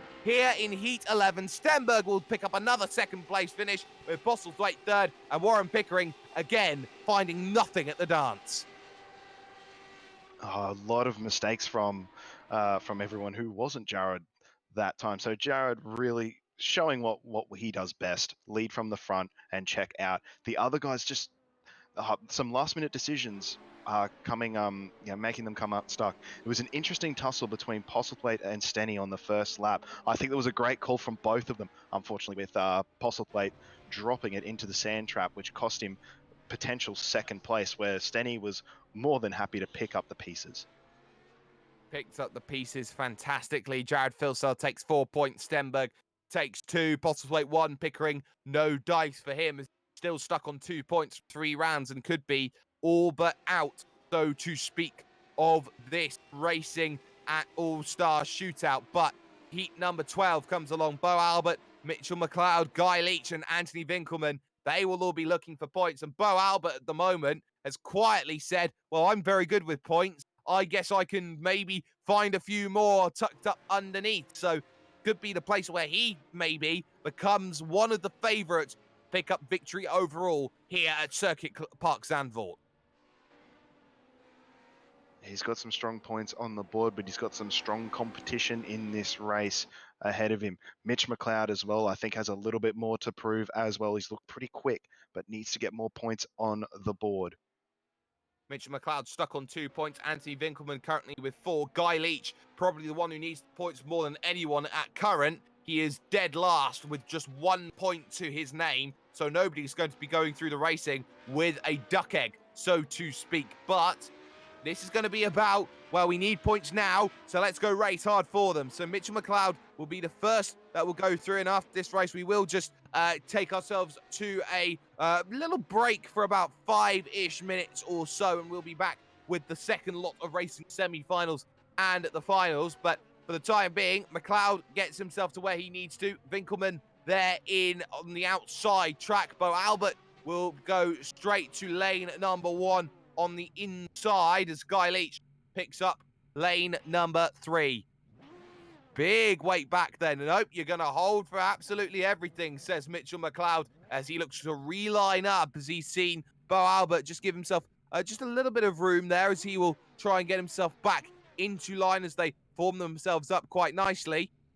So, Heat 12, the end of the third round, looking to get itself ready in just 1 moment's time. Here's the green flag dropping around about now. And it's a good start initially from Winkelmann, but everyone very even. Albert the slowest of the lot, though. Guy Leach and Mitchell McLeod there on the inside. So McLeod probably best place here, but Winkelmann running the outside line. 3 wide off the exit. Wiggle there from McLeod. He's in the wall. He's in the fence. He's turned around, and red flag comes out. It was cool 3 wide racing until right until the end of that. But again, an even start from everyone except Bo. So Bo gets a little bit of redemption with that red flag to be able to have another crack at nailing that start. Close, but ultimately not close enough in terms of that battle, and has to be very cautious now about how he takes that start. He's seen he's been beaten once, does not want to get beaten again in terms of those starts. So we'll see how that turns into a profit, see how that becomes a big racing factor as this racing will look to go for a restart here. I believe only the 3rd or 4th restart we've seen in 12 heats, which I have to say is pretty strong going considering. Yeah, it's not bad at all. These cars are very, very twitchy, as has been made mention.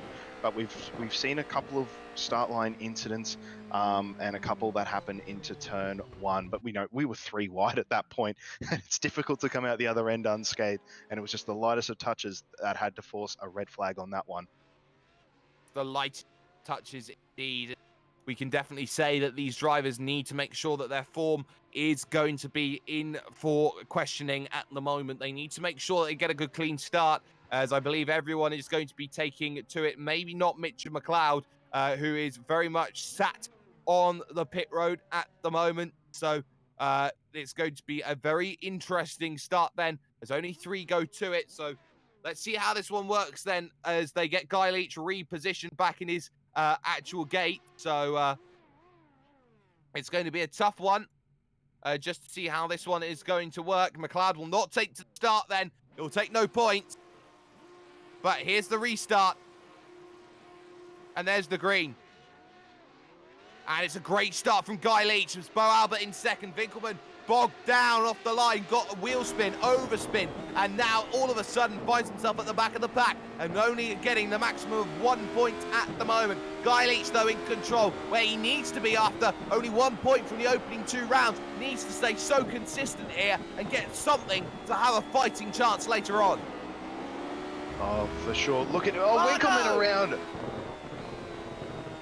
Oh, dear me. And Anthony Winkelmann's night gets worse to worse. Bo takes the joker, so to speak. So Guy Leach now, there's only one to worry about. Anthony Winkelmann has another little spin as well. And clearly the tyres are overheated. And Winkelmann pulls it into pit lane. That's it. Day done for him. He's going to get 1 point only from this one. Guy Leach, though, is out in command, and it's him versus Bo, and it's a question of how good's the jokering, how good's the hot lapping.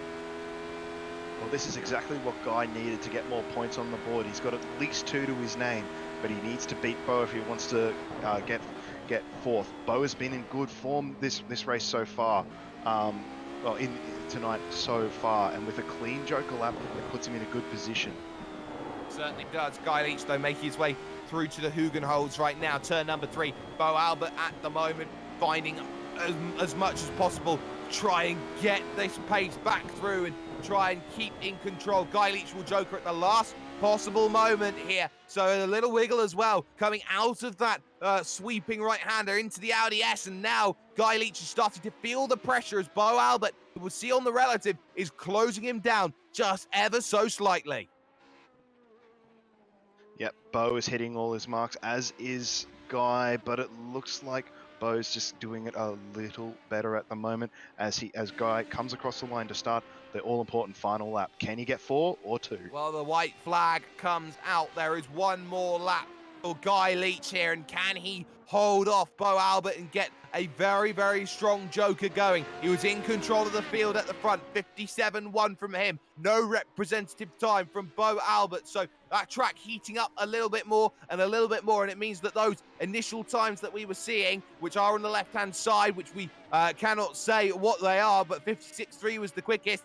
We can tell that's some representative form of pace, but Guy Leach in the middle of that, but goes so deep coming into that joker, and all of a sudden Bo Albert's got half a chance here, making his way through the right, but that half a chance is no chance because Guy Leach has just stormed on by as we thought maybe Bo had a chance, but Guy Leach has done very well over this lap to really keep the pace up, and at the moment I think you have to say Guy Leach is not done, and he is certainly going to prove it, or is he? No, not now! Not now! Guy Leach into the gravel, and Bo Albert will pick up a win through the final corner.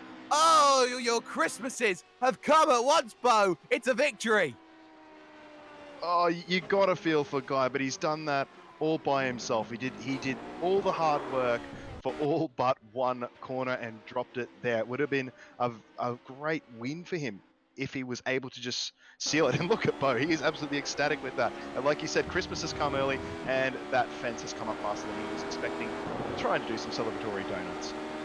Well, he'll be very happy with that. A big, big victory there for Bo Albert, who takes more points and takes double points as well. So that puts him firmly in control at the front. We're going to step aside, though, very, very briefly when it comes to racing on 4 Eversim Racing. We'll be back with heats 13 through to 20, semi-finals and finals.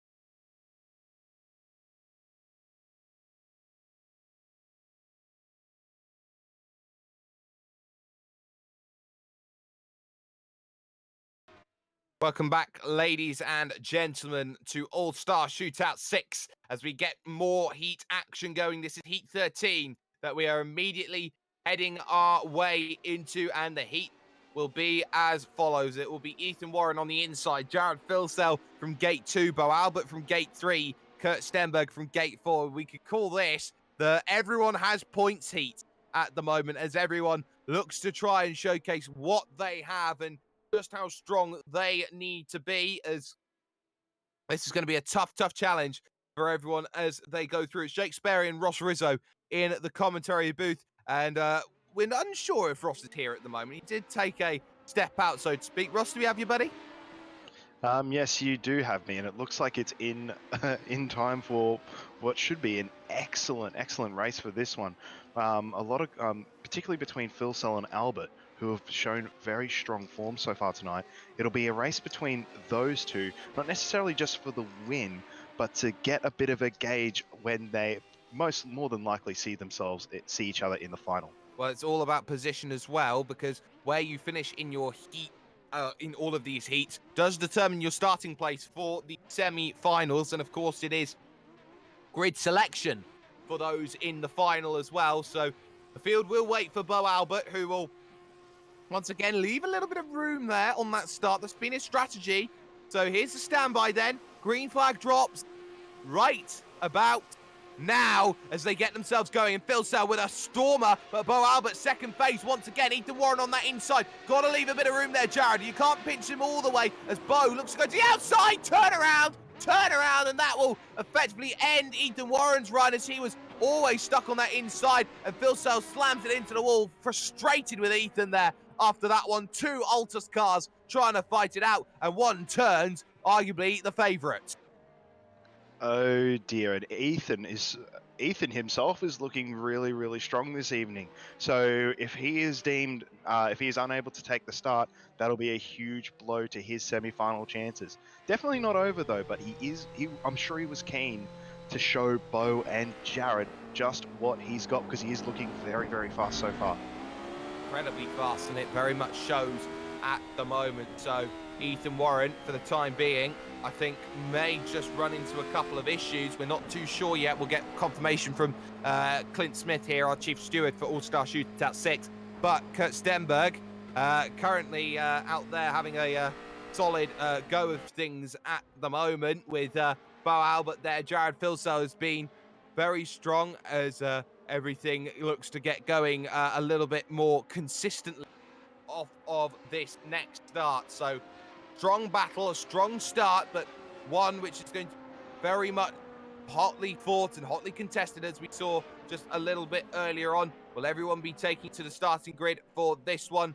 It seems that it will after that one, so everyone will get their chance once again. A little surprising, I would have thought, but still able to have that opportunity. But the restart will happen in just 1 moment's time. Again, Bo Albert waiting there on that inside, leaving Stenberg a lot of space on that outside line.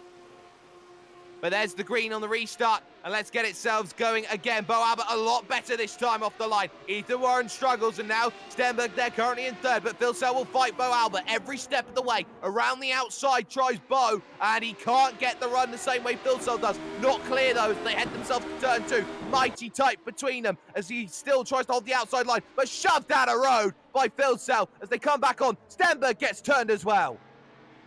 Oh, messy start. I'm not sure if we'll see another restart from that one. Yep, red flag. So, just lines coming across there. Jared not leaving Bo much room, but Bo trying to stick it around the outside. Very brave, but we know that gives the inside to the all-important Hugenholtz. So, yep. I said it was going to be one to kind of assert where you stand, and we've barely gotten 3 corners, and we know that's definitely how that's going. We haven't made it past turn 3 in 2 attempts. Well, 4 corners and 2 resets. That's the way we've been going at the moment.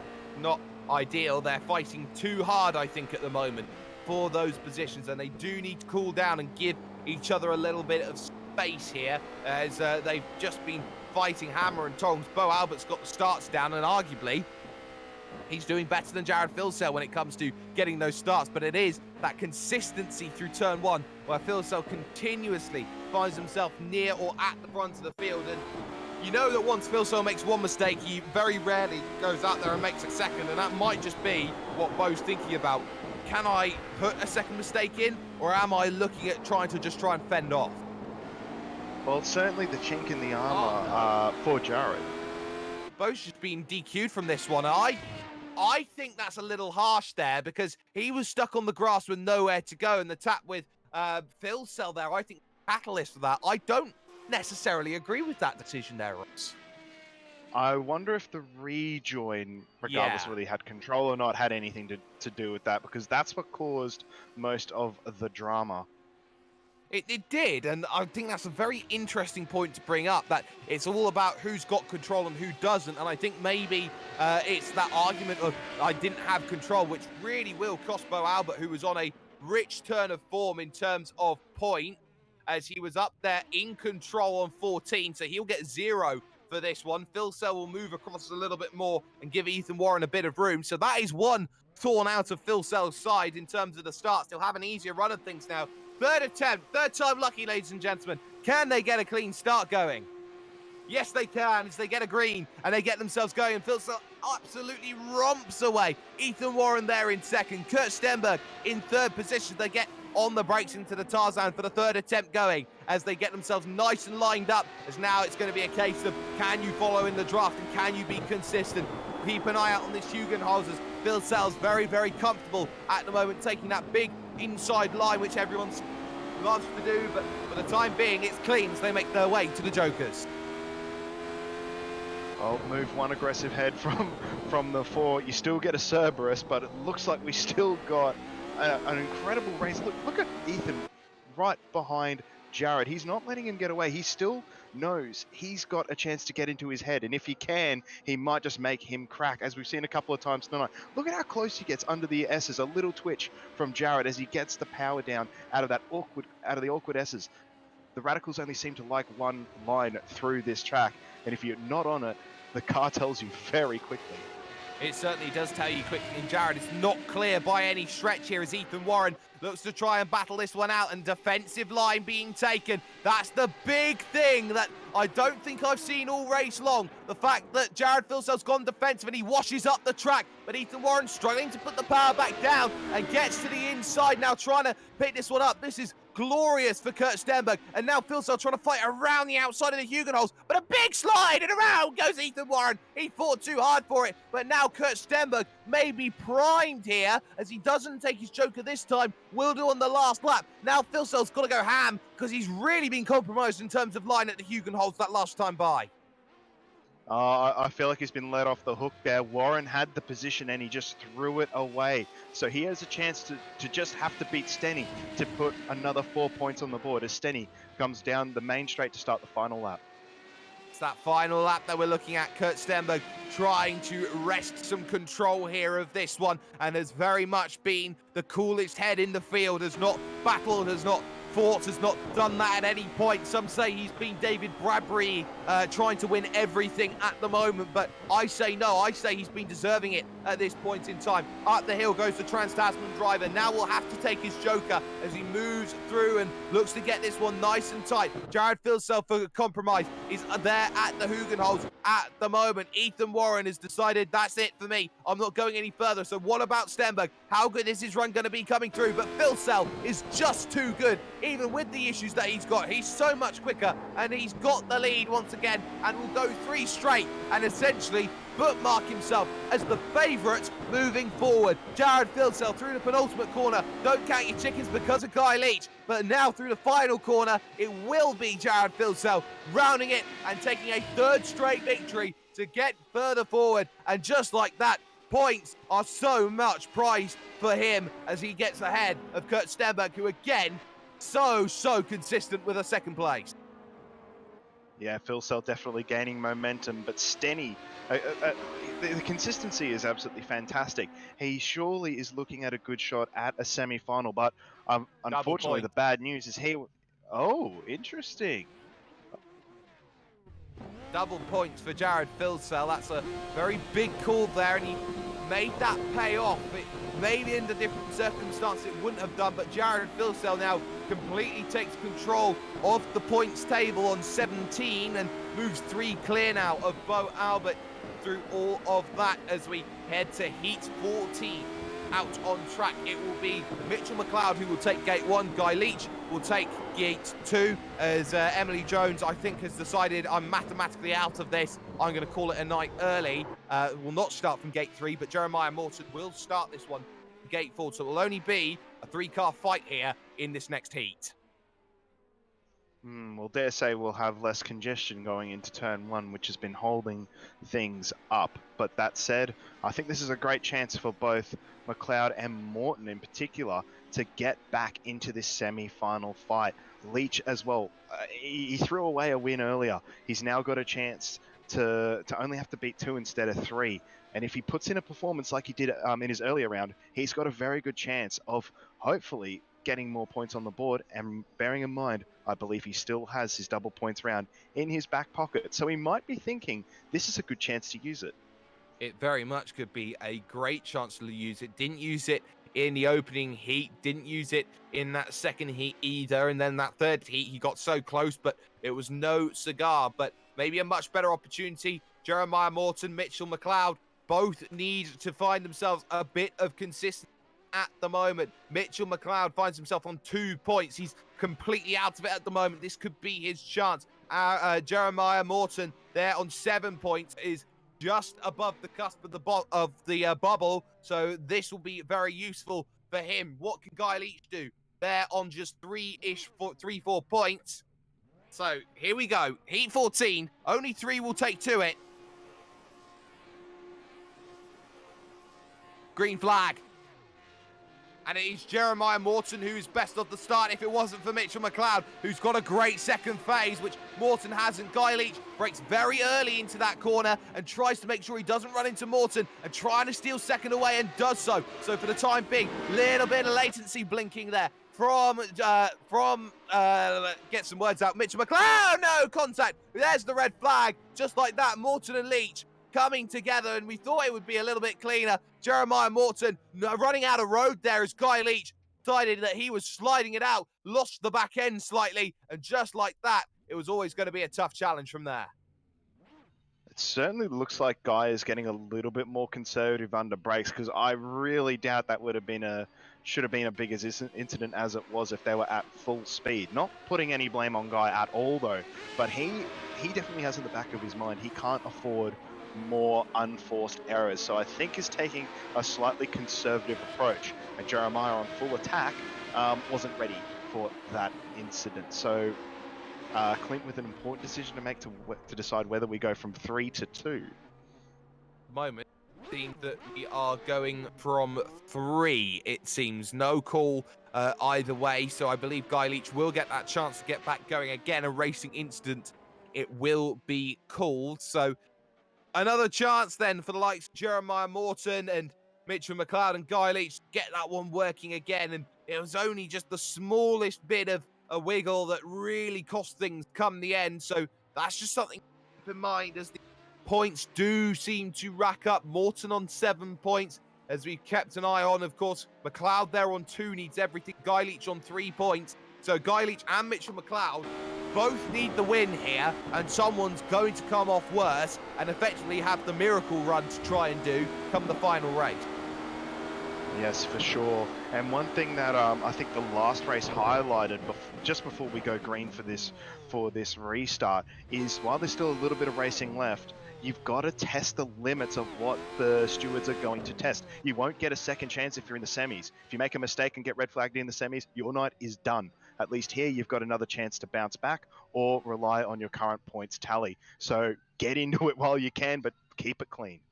Keep it clean is going to be very much the case as justification that it is a racing incident between Guy Leach and Jeremiah Morton. So let's get the restart going then here in Heat 14. It's almost just bogged down a little bit, the racing here. So let's get it back up to temperature. Here we...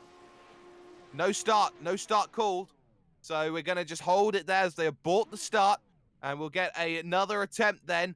Try and get themselves back out on track. Get themselves going again. So start aborted. And we'll try that one more time then. So here we go. Drivers getting themselves ready. Engine notes rise once again as we've had that aborted start. And the nerve's gone as the green flag goes, and they are all even. But Guy Leach with a great jump from the second phase, and just like that, blisters into the front. McLeod there in second. Jeremiah Morton at the back in third place, looking to get one measly point, it seems, at the moment. That's all he's got to fight with as they now head themselves towards turn 3. Guy Leach got sideways last time here. He's a lot better this time by into the Hugenholz, and now heading towards Jokerville. Guy keeping a really tight line while the others were taking more of a late apex. Mitch McLeod with the Joker. The other two keep it on the black stuff. McLeod, a lock up into the hairpin, runs a little bit wide, but has a chance to use his pace and clear air to potentially jump Guy.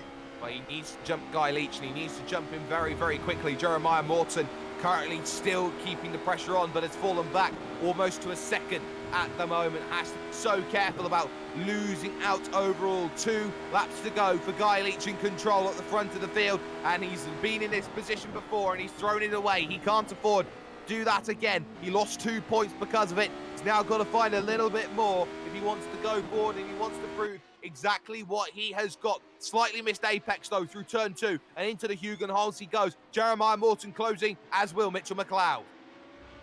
Again, the tight light from Guy Leach. He goes out wide and takes the normal line. So Jeremiah going for the Joker. Very conservative on the brakes there. Nice and tight.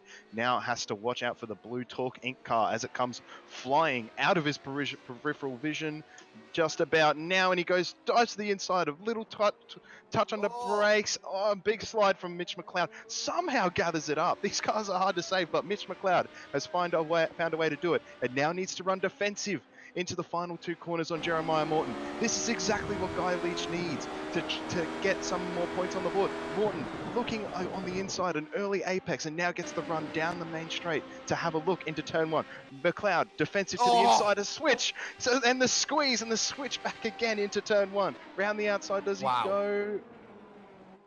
No, both wiggling. Touch. My word, and Jeremiah Morton can't get there. That's Schumacher Barrichello 2010 Hungary. All of that and a bit more as Guy Leach will see that and go, well, time for a Joker. I've got everything that I want out of this one and I will run away with it.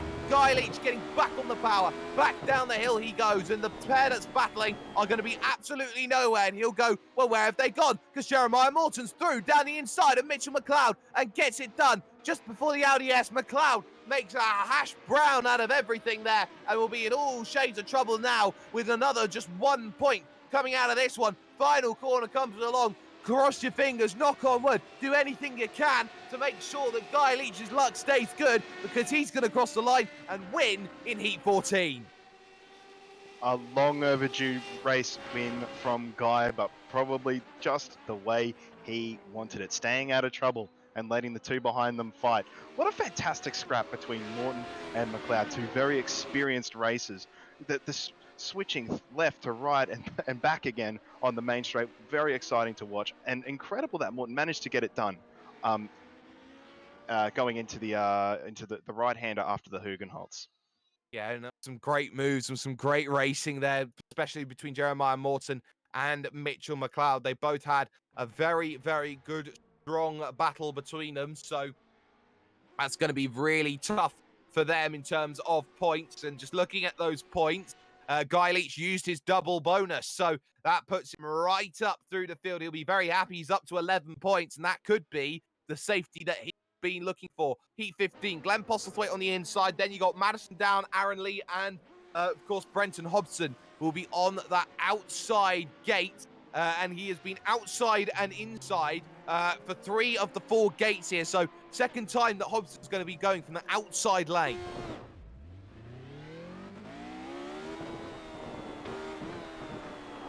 Well, at the moment, it's calm before the storm. Madison Down, I think, has been the most consistent driver. He's had 2 seconds and a first and has really shown what he's been capable of doing. Another first here will be massive, especially with points that have come in. And Ross, you have to say at the moment, like, this is going to be a race which Madison wants points, but the Synergy boys will maybe try to work together on this. Well, Synergy certainly need points. Hobo, again, he had that great start at the great start to the evening, but has fallen short since. So, and Posy hasn't been particularly happy with the car since. So it feels like Madison is in the box seat, but he has a very fast Evolution Racing Team driver of Aaron Lee, hoping to put some more points on the board as well. But yes, Synergy could try and work together and potentially communicate with each other, particularly going into the Joker, which is something the other drivers have not had the entire night. So that could play very nicely to their hands. So to speak, this is a race which is must win for everyone. Aaron Lee's points total is the one that looks the most worse at this stage, only stuck on 5 points, but here is the opportunity, here is the green, here is the go. Aaron Lee, best jump of the lot. Hobson nowhere to go off the start there as he's in the grass and he's able to save it, but once again on the brakes they go into one. Madison down a lot better. Aaron Lee, big mistakes, and Postlethwaite will dive down the inside and move up to second. Madison in control as they make their way to turn number 2 and then into the Hugenholz at turn 3. Down, looking to open up the corner, runs that little bit wider. Now it's time to see who takes the Joker and who decides they don't. Hobson in the fence and almost around, able to save it. No, he's not. He's around. Not what he needed. Aaron Lee missed the apex a little bit slightly at a turn 4. Madison leads Glenn Postlethwaite out of the Joker. Glenn was very aggressive on that opening. Oh, and a big slide from Posy. He just holds it. So he gets another bite of the cherry to try and chase down Madison. He needs to prove that he does have pace over Madison. I think he has proven it on separate laps, but needs to do it over a race distance. And as I say that, Madison down looks like he's pulled an extra couple of car lengths and looking to check out of this one and chase down Aaron Lee. Postlethwaite definitely not as comfortable in the mid to high speed cornering there, so Postlethwaite needs to work hard to get this one back. Madison down, currently net leader at the moment, but keep an eye on Aaron Lee, who could just insert himself into this one. Probably has a point in the bag at the moment, and as the only one not to Joker, you feel like there is no better time than the present, but he decides he'll wait to the last lap, see what he's got, get another strong lap under the belt and try and make sure that it's as clean as possible. But Postlethwaite now a good 8, 9, 10 car lengths back, almost it seems, and no real opportunities here. Close down Madison here at the moment because he has been just the calmest man in the world. It's serene grace in terms of driving for Madison at the moment in this heat. I don't think we expected anything different from Madison driving beautifully at the moment. Glenn looks like he's gotten back slightly in the group, but it's going to be too little too late. And certainly for Hobbo 88, it is far too late. But now Aaron Lee starts the final lap, needs to Joker this lap, and it's going to be very, very tight. It will be tight heading through turn 2, and that's nice and narrow heading through to turn 3. Very nimble, using a little bit of that curb on the inside, trying to gather up the power as you move up over 200 kilometers an hour and more as you head up towards the Joker, and you're turning whilst braking as well as they head through this right hand. A little wide line being taken, but able to gather it up on the exit. Aaron Lee needs to find one position, maybe a second, can't get one. Big lunge to the inside of Postlethwaite, and he can't get it slowed. They both turn, and just like that, who gets going quicker? Postlethwaite is not the one who goes quicker. Aaron Lee finds a way through contentiously there as Madison down will romp away to pick up the victory and pick it up overall. It will be Aaron Lee in second and Glenn Postlethwaite in third. Despite the issues for Brenton Hobson, it's still going to be 3 straight last places for him. But the question becomes, what does the stewards think of Aaron Lee versus Glenn Postlethwaite? So Lee has tried that switchback coming out of the Joker lap, and it looks like Glenn has tried to turn in probably a tad too early, but had to do something. He was coming with a huge head of steam. I'm not sure whether Aaron would have made the corner. He was getting some understeer, but didn't quite get the opportunity to slow the car down before the turn in. So the heartbreak for both of those guys. Well, they fought hard, and it was, in that case, change of position, 1 point to another. Madison down will pick up 4 points from it, which will be very happy to move to 14 and tie himself up with Bo Albert and almost confirm his place, so to speak. But still a little bit of wait going on this incident between Lee and Postlethwaite to see just how this one is going to be scored. We are in a little bit of what we could say steward's limbo at the moment here, Ross, and this is the most nervous time for drivers. For sure. But both will feel like they've got their own cases to answer and their own feedback to say that they were in the right. But the stewards do have the option to potentially reverse results. It looks like he's put up the points and has let Lee keep the position.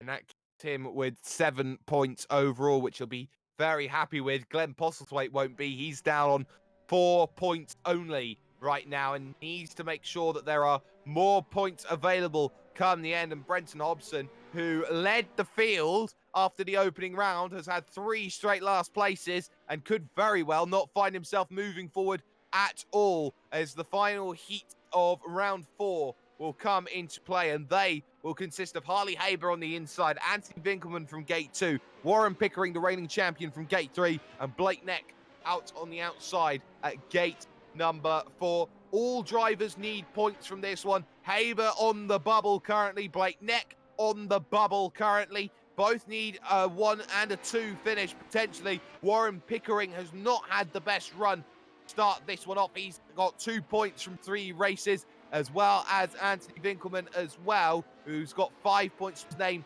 It's a case here as all of these drivers are pretty much fighting for a place in instead of a place out. For sure. And of those 4 drivers, only Blake and Anthony have actually won a race yet. So could we see a third winner join that list? They'll be keen to do so, but I dare say the form lies with Blake and Anthony. It's all about the form game. How much form do you have? How much form can you show? What can you do in this place to make sure that this one works out for you? Haber first to the line. Blake Neck there on the outside. Pickering will pick his lane nicely, as will Anthony Winkelman, as we will get this heat number 16, I do believe it is, getting itself ready and underway. Lights on. Lights out. What a start there from Pickering, but Haber's got the great run in the second phase once again, as there was a little wiggle from Pickering as he struggled to get the power down. Blake Neck trying to fight around the outside. He goes really deep, and can he put the power down on the exit? He'll still fight it with Harley Haber, who's got the run in the Mark 1 car and has it sorted. Pickering has to back out here into turn number 2. He can't find the move. Winkelman at the back, though, as they head to Jokers. Another great start from Harley Haber, getting a great launch off the line. He commits to the normal line, and we see Winkelman and Pickering very close to each other going into the Joker lap. I think Anthony will be ruining that decision. Now he's going to be held up by Pickering for this entire for the remainder of the race, unless he can get a move done, and that could talk him out of a couple of important points and certainly a chance at a win. It certainly can do, and at the moment it's no points for Anthony Winkelman, but needs to have a little bit of clean driving and has to do it the other way. Harley Haber tries to break the toe on the front stretch, moving in an Indianapolis serpentine effect on the brakes into turn 1 once again, and Blake Neck is a lot better through that section than Harley Haber is, but crucially, Haber is very good around the rest of the lap, able to gather everything else back up together. It's J.R. Desick versus Mark 1 on the brakes into the Hugenholz. And again, wide line there from Blake Neck, unable to gather up the pace that's needed. Any takers for a Joker? Harley likes going on lap 2, so he does go on lap 2. And will he be able to cruise like a Harley Davidson? Maybe that's a different point entirely. But for the moment, where is Warren Pickering going to be in all of this? Winkelman's running into an error and is pretty much out of it as we get an eye on what happened with him, as he will take no points coming out of this one. It was a mistake coming out of the final corner for him, but for the moment anyway, it seems that Blake Neck now needs to have the most amazing lap. Well, certainly second is on the cards if he can't quite jump Harley. Looks like Warren Pickering is a little too far back to potentially remain ahead of Blake at this stage as they start the final lap. Final lap's going to be crucial. Blake Neck, though, needs to be absolutely perfect here against Harley Haber in comparison. Warren Pickering will pick up at least a point in third place at the moment, but Blake Neck now trying to run up through the gears and take his Joker and make sure that he is A-okay when it comes to the line that he is getting on the brakes. Into the right he goes, 1 cone, takes the 3rd cone and then the 3rd cone again. He was a little lackluster, struggling in the gears and now getting back onto the power. Haber's through, but not Warren Pickering crucially. So Harley Haber, just a handful of corners to go. He spun it at the RDS in his opening heat, but from here on in, He's got 2 corners to go and can pick up victory, which he so desperately needs.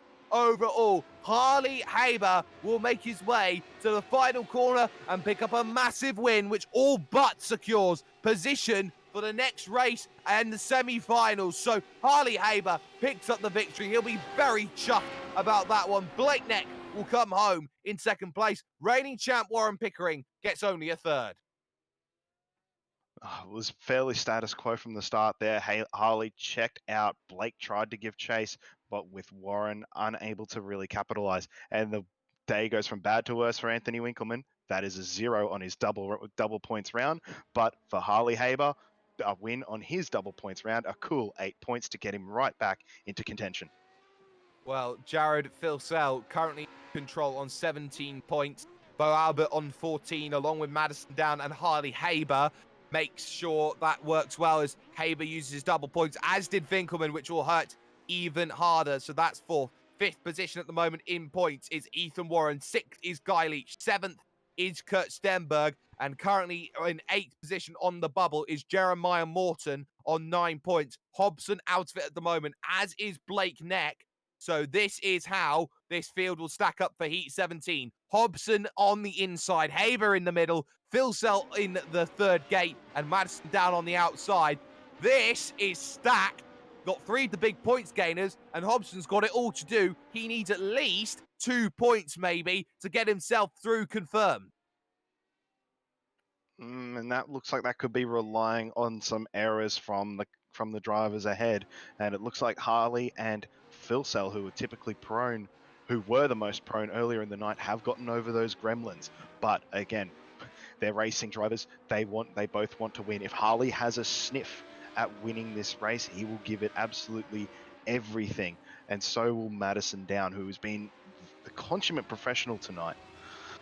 Madison Down has just been consistent, as his skill has shown, which has meant that he has been a champion for all of 6 years. As Jared Filsell says, Bibu, I will buzz the tower alongside you as I wait to get myself into my grid stall. Madison Down there, Hobson there, Hobbo 88 on the outside. And, well, it seems that he's tried to make 88 something happen, but he's stuck on 8 points and said, well, shall we have a new number that's going to be one which we very happy about. Onto the line is Harley Haber. He's been so fantastic with starts. Engine notes rise here for Heat 16, round 5 of Heats. Green flag drops and let's get going. And Harley Haber best, but Filsell so good in the second phase and completely outruns. Hobson and also Down are going to fight it out together. But Harley Haber, big lunge down the inside. Filsell runs that outside track and it makes it work for him. Madison Down fighting it for third and gets third as well. That's very, very crucial. They make their way into turn 2 and now into turn 3 to Hugenholz. And for the time being anyway, it is Filsell where he loves being in control. Excellent spatial awareness from everyone going into turn 1, Tarzan. We see Filsell, Down, and Hobson go for the Joker. I think that's exactly what Harley Haber will want. Look at how close Hobson closes in on Madison Down. Now he's got a sniff at getting some more points. But unfortunately, again, he has to do it the hard way around against, just casually one of the best sim racers in Australia. So, no pressure, Hobbo, but he will fight till the end. He needs points, he wants points, and he will give it everything he's got. Jared looking like he's pulling a slight advantage on Madison, but attention turns to Harley Haber. Does he make the Joker now or continue in clear air? He needs these laps to count. Additionally, has managed to make sure that he takes the Joker on this second lap. This second lap becomes so vital. Now what can Harley Haber do? Now what can he argue with? Now what can he fight with? And now what is there to get for Brenton Hobson? Got a 3-time Scops champion, a 1-time Scops champion, and of course, one of the toughest fighters in the world in terms of Harley Haber. No taking onto for a caution, but a big wide line through the Audi S for Harley Haber, and that may just drop him second position. Madison Down's not giving up, though, here on Jared Filsell. He's keeping the pressure on here. Yeah, he looks like he's had a better lap since the Joker. He's kept the pressure on Filsell and has closed it down. So where is Haber actually going to come out in the midst of all this? Ahead, behind, or in the middle? Because this will just spice up absolutely beautifully with Madison Down looking like he's really taking it to Jared Filsell, closing the gap. Look at that Radical get closer and closer and closer to Jared ahead. Yes, and it's the final lap, so there's no more chances better than this one. Hobson at the moment is out of the semi-finals. He will not make it. That could be considered a shock in some circles. Madison down, though, making the push and trying to attack. Here, Jared Filsell. Haber takes his joker and needs to be perfect. He takes the cone on the outside and he struggles for low speed there, going through that section. So now all of a sudden, Haber's going to look and he's going to see two go by and Hobson won't get past either. So Jared Filsell once again at the front of the field, looking to go 4 straight, looking to go through into the semi-finals with the biggest turn of form that he's got. Not even Harley could fight him. Not even Madison Down could fight him. Jared Filsell walking away with it then in the end and will comfortably pick up the race victory, and he'll be so happy that he's got that one. His night's getting better and better and better. Filsell wins, Down second, Haber third, and fourth place will go ultimately to Brenton Hobson, who is out here of All-Star Shootout. Oh, that is a shame for Hobson. He had a tough race to try and get points, but couldn't convert earlier. Now, for Jared, I don't think that was comfortable at all. Madison was right behind him. If not for a small mistake on the third lap for Madison, he would have had a lot more to worry about. And then, of course, Madison's attention had to turn to Harley, at which point Jared was able to clear out. So Jared looking very, very strong, but Madison proving he can keep up. At least he can definitely catch up to Jared. He just needs to keep that consistency going. There was a slight chink of the armor that time round, but he is certainly not out of this by any stretch of the imagination.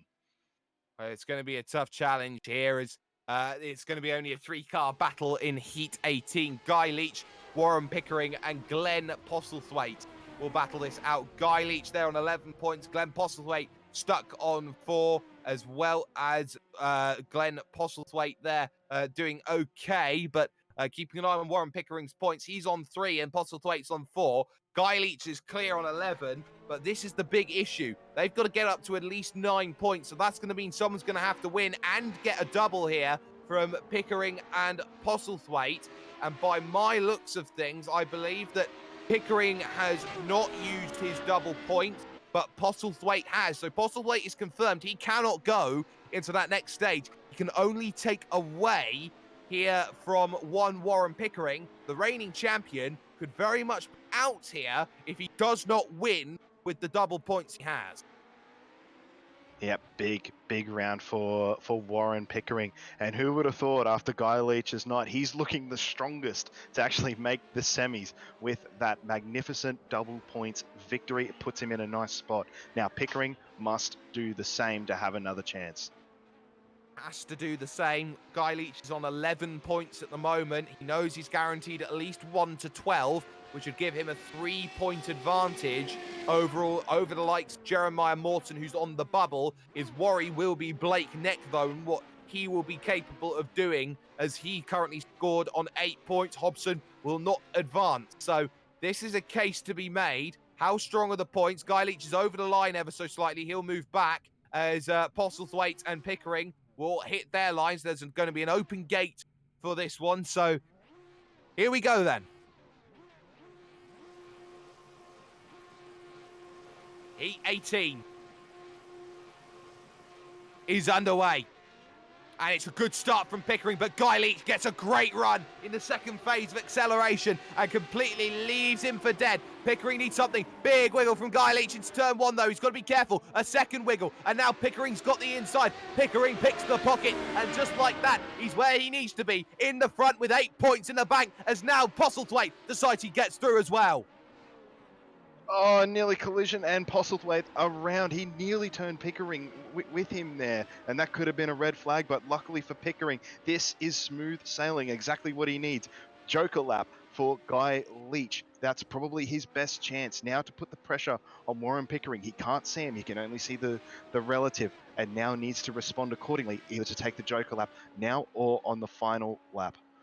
Glenn Postlethwaite has followed in the track, so he's taken the Joker as well, as another wiggle for Guy Leach coming off of the Audi S. That vehicle is not secure, and Warren Pickering knows it. He's just got to stay calm. With 2 laps to go, he knows what he needs to do. He's just got to go out there and do what he does best. Just put in some laps and get some fantastic times in, because using that Joker and using those double points, he he should find himself a lot more safer in terms of how many points he can pick up. Guy Leach will confirm safety with 2 points. It would move him to 13. That will be more than what Warren Pickering can do. With Pickering, of course, only on 3 points, Pickering would move to 11. So now for Warren Pickering, he will wait to the last lap for the Joker. Guy Leach at the moment, again wide through the Hugenholz and struggling massively. I find this eerily similar to the scenario Warren Pickering was in last time out. He did his own thing and kind of relied on other cars making a mistake as Guy makes a small one there, missing the apex into the Audi S's. So the chances getting slimmer and slimmer for Guy as Warren comes onto the main straight to start the final lap. Warren Pickering then, the reigning champion, looked for all the money in the world like he would be out of contention. 3 points from 4 races. Looked like he was dead and buried, but the double points are coming into play and he'll be so happy with the way that he's driving. He's just got to keep it calm because he's in complete control. Postlethwaite closing down in Guy Leach, but Pickering at the moment now decides it's time to take the Joker as he goes up through the dunes and looks to hit the brakes hard as he makes his way through the nice right-hander and back into aggression mode as he gets back down the hill and looks for the Audi S once again. No man's land he finds himself in. Guy Leach will hang his head as he sees Pickering is miles down the road in complete control of this and nobody can catch him because I think Warren Pickering is miles, a giant leap closer to booking his place in the semi-finals. And now, Jeremiah Morton, it comes to you. You must get a second place because Warren Pickering's just picked up double here in Heat 18. Fantastically executed from Warren Pickering. It was that same form that got him the win last time out in All-Star Volume 5. So that was absolutely perfectly executed from Warren. Guy coming up short. He was looking like his form was starting to come on the rise again, but has come a little bit short in this heat.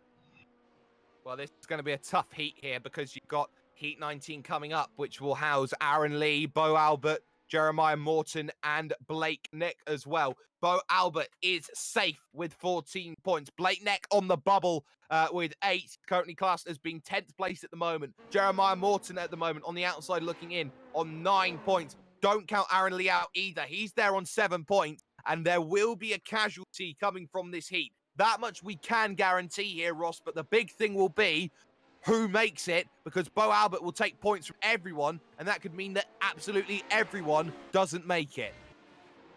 Oh, now wouldn't that be just amazing?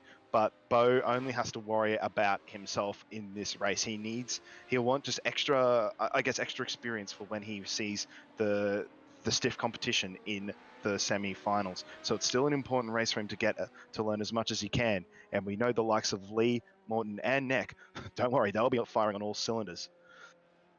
Certainly will, and Bo Albert knows after getting disqualified from his 4th heat of running, he needs to get some good points because as well, Ross, it's worth saying that how many points you get determines your gate slot, so to speak.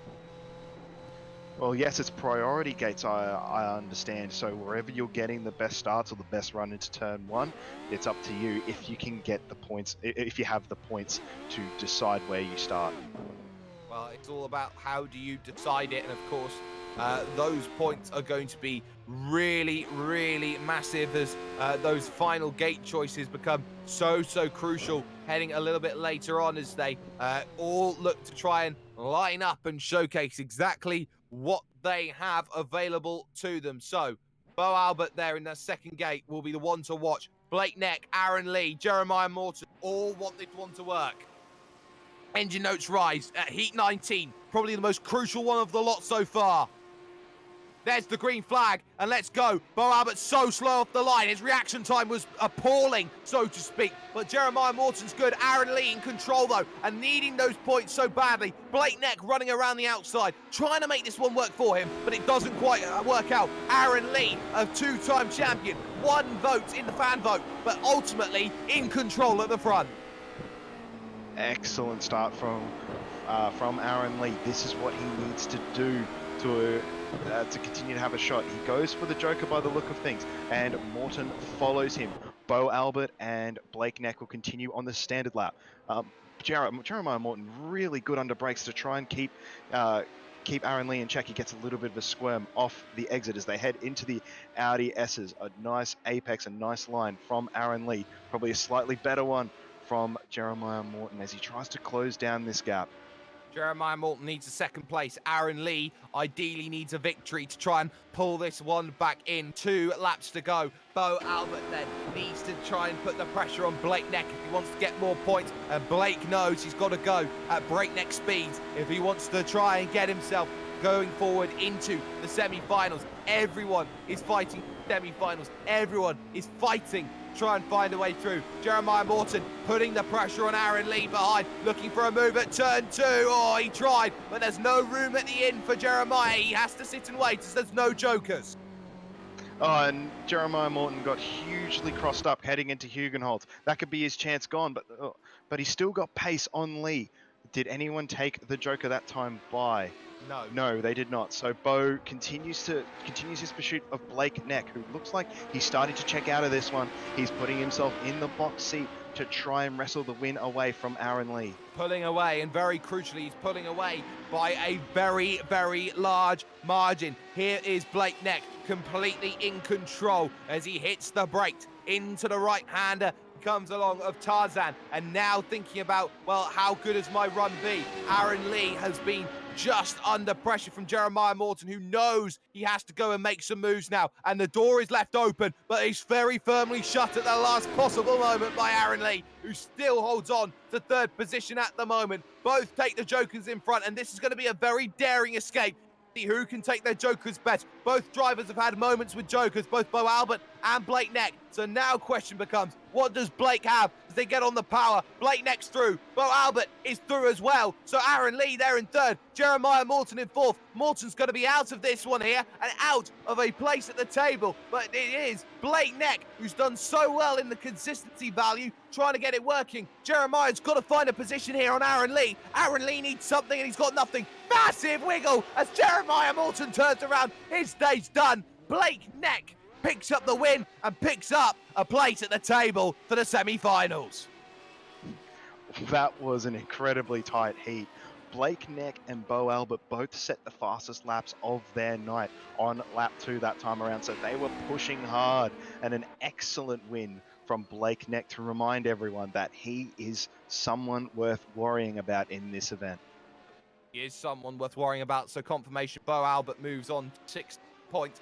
Blake Neck moves up into 12. So this is how things stand heading into the final heat then of everything. Jared Filsell currently is top of the points, and then it's a tie for 2nd between Madison Down and Bo Albert. 4th position is Harley Haber.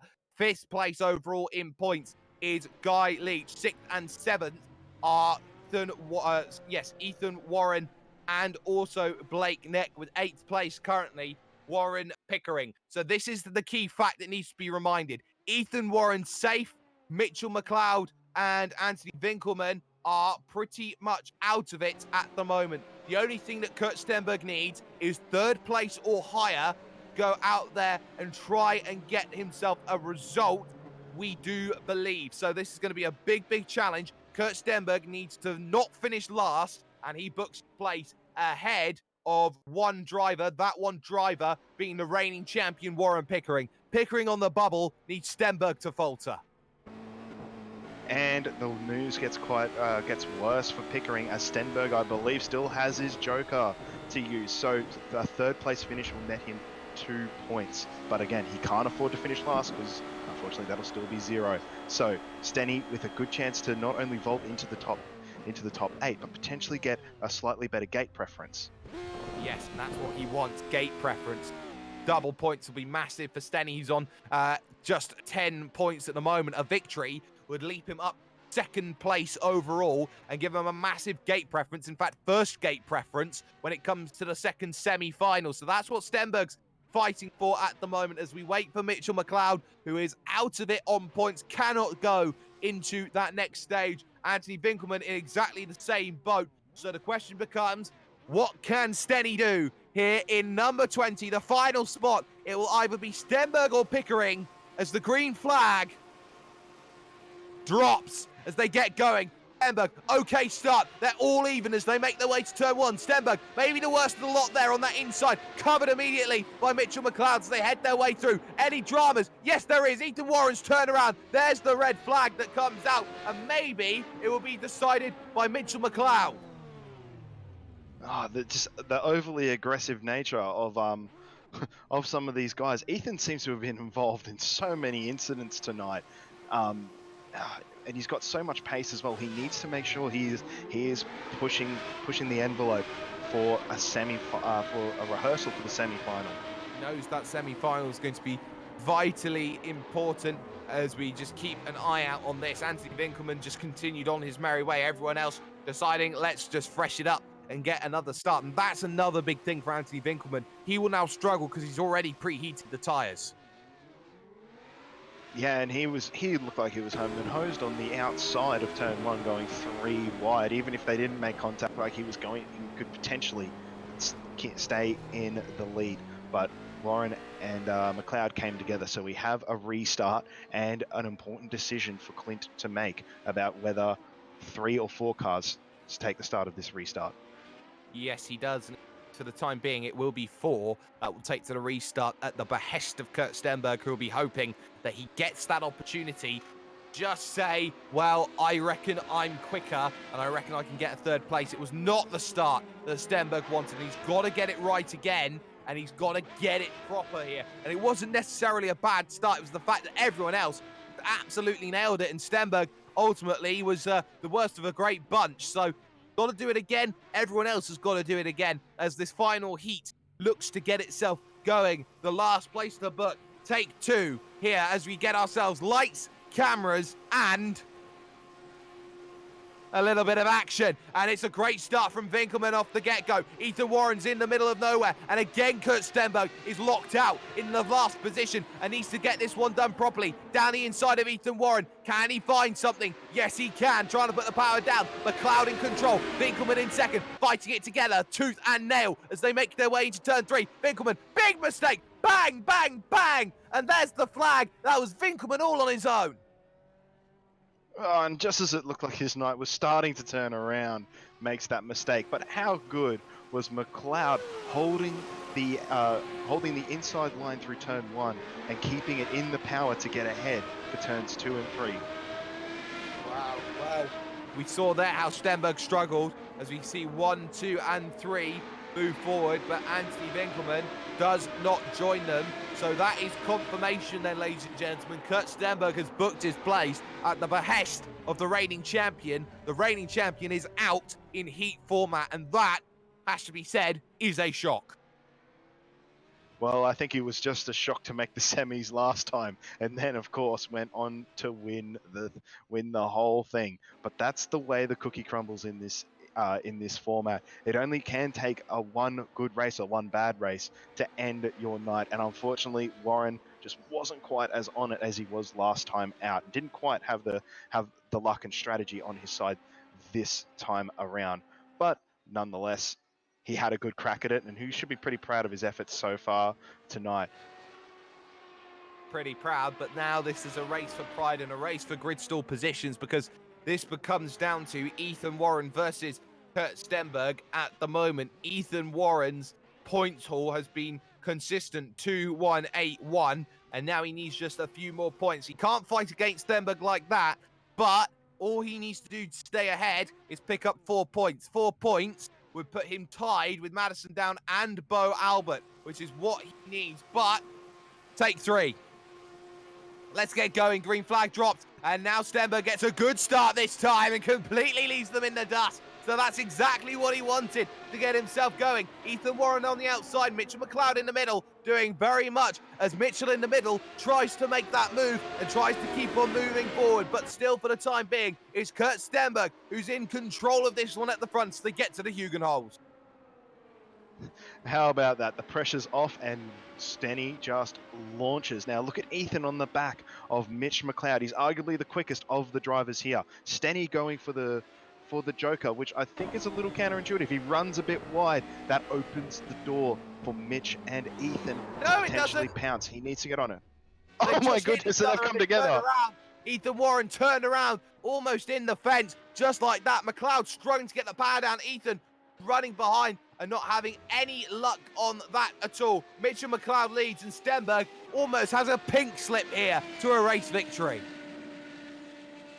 Oh, just clumsy from Ethan. We know he's got pace, but these incidents that he's been involved in really must be playing in the back of his mind that it's going to hurt his chances when eventually it becomes crunch time in the semis and the finals. Will they continue to plague his chances?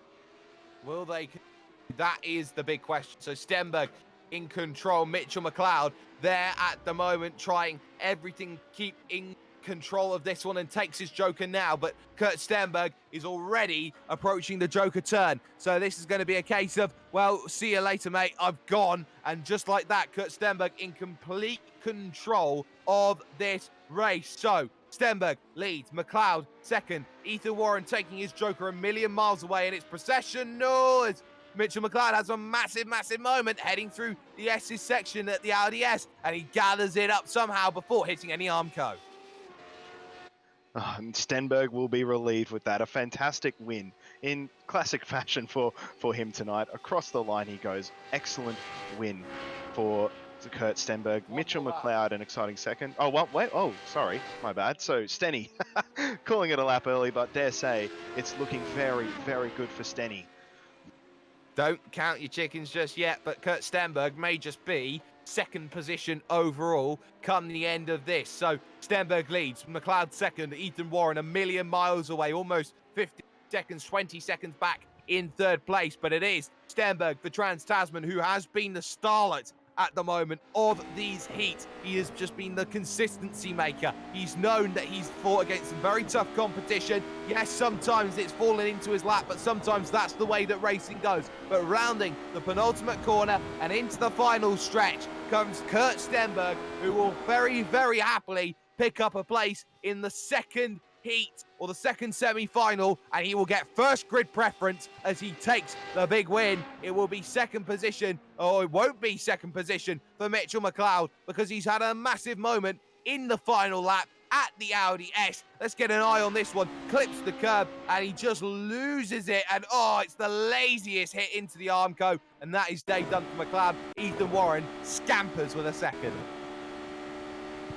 It's just testament to how difficult this car really is drive. It feels like you have all the grip in the world until suddenly you don't. A slight bump or just getting offline slightly, and you have these clumsy incidents just like that. And we've seen it so many times tonight. And I dare say, even with the semis coming up, with the best drivers of tonight, we're going to see it again.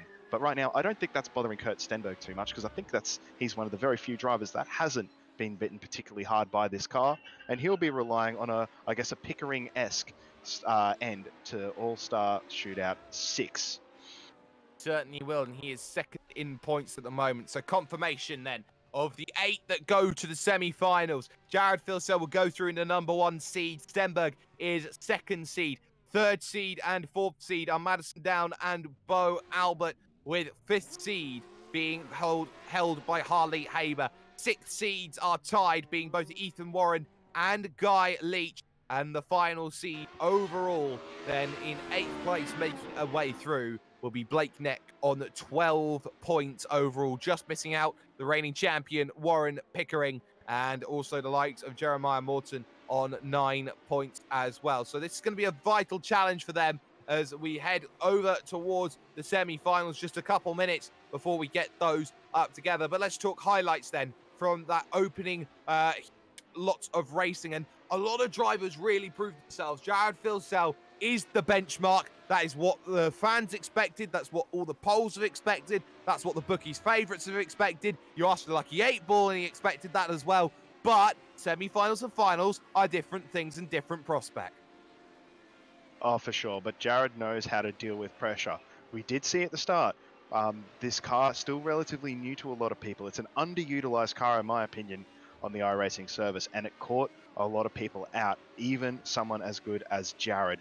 but now he's on top of that car. Madison looks like he's gotten on top of it extremely well with some awesome consistency. Harley Haber's been bitten by it by a few times, but he's looking like he has a chance to try and ruffle some feathers in the final. Stenberg, as we've seen, very consistent, has taken to this car like a duck to water, but unfortunately not quite the pace, but that doesn't mean absolutely everything just yet. There's still a lot that can play out, a lot of luck, and strategy with the way the Jokers can play out, and incidents.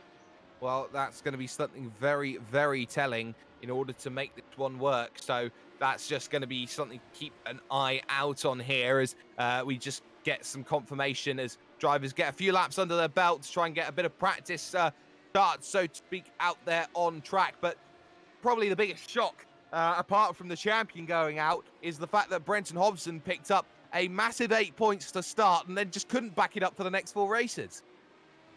Well, I thought he'd certainly had booked himself into the top 8, but it's unbelievable. He'll probably be scratching his head about how his night has gone. It's certainly no reflection of how good he or bad he is as a driver. He's a fantastic sim racer, but just could not convert for the remainder of the night. I'm sure it would have made some interesting viewing from his Twitch channel. Probably was seeing some growing frustration that he couldn't convert with the pace that he had earlier. The other shock, we've seen 2 reigning champs bow out in Warren Pickering and Aaron Lee.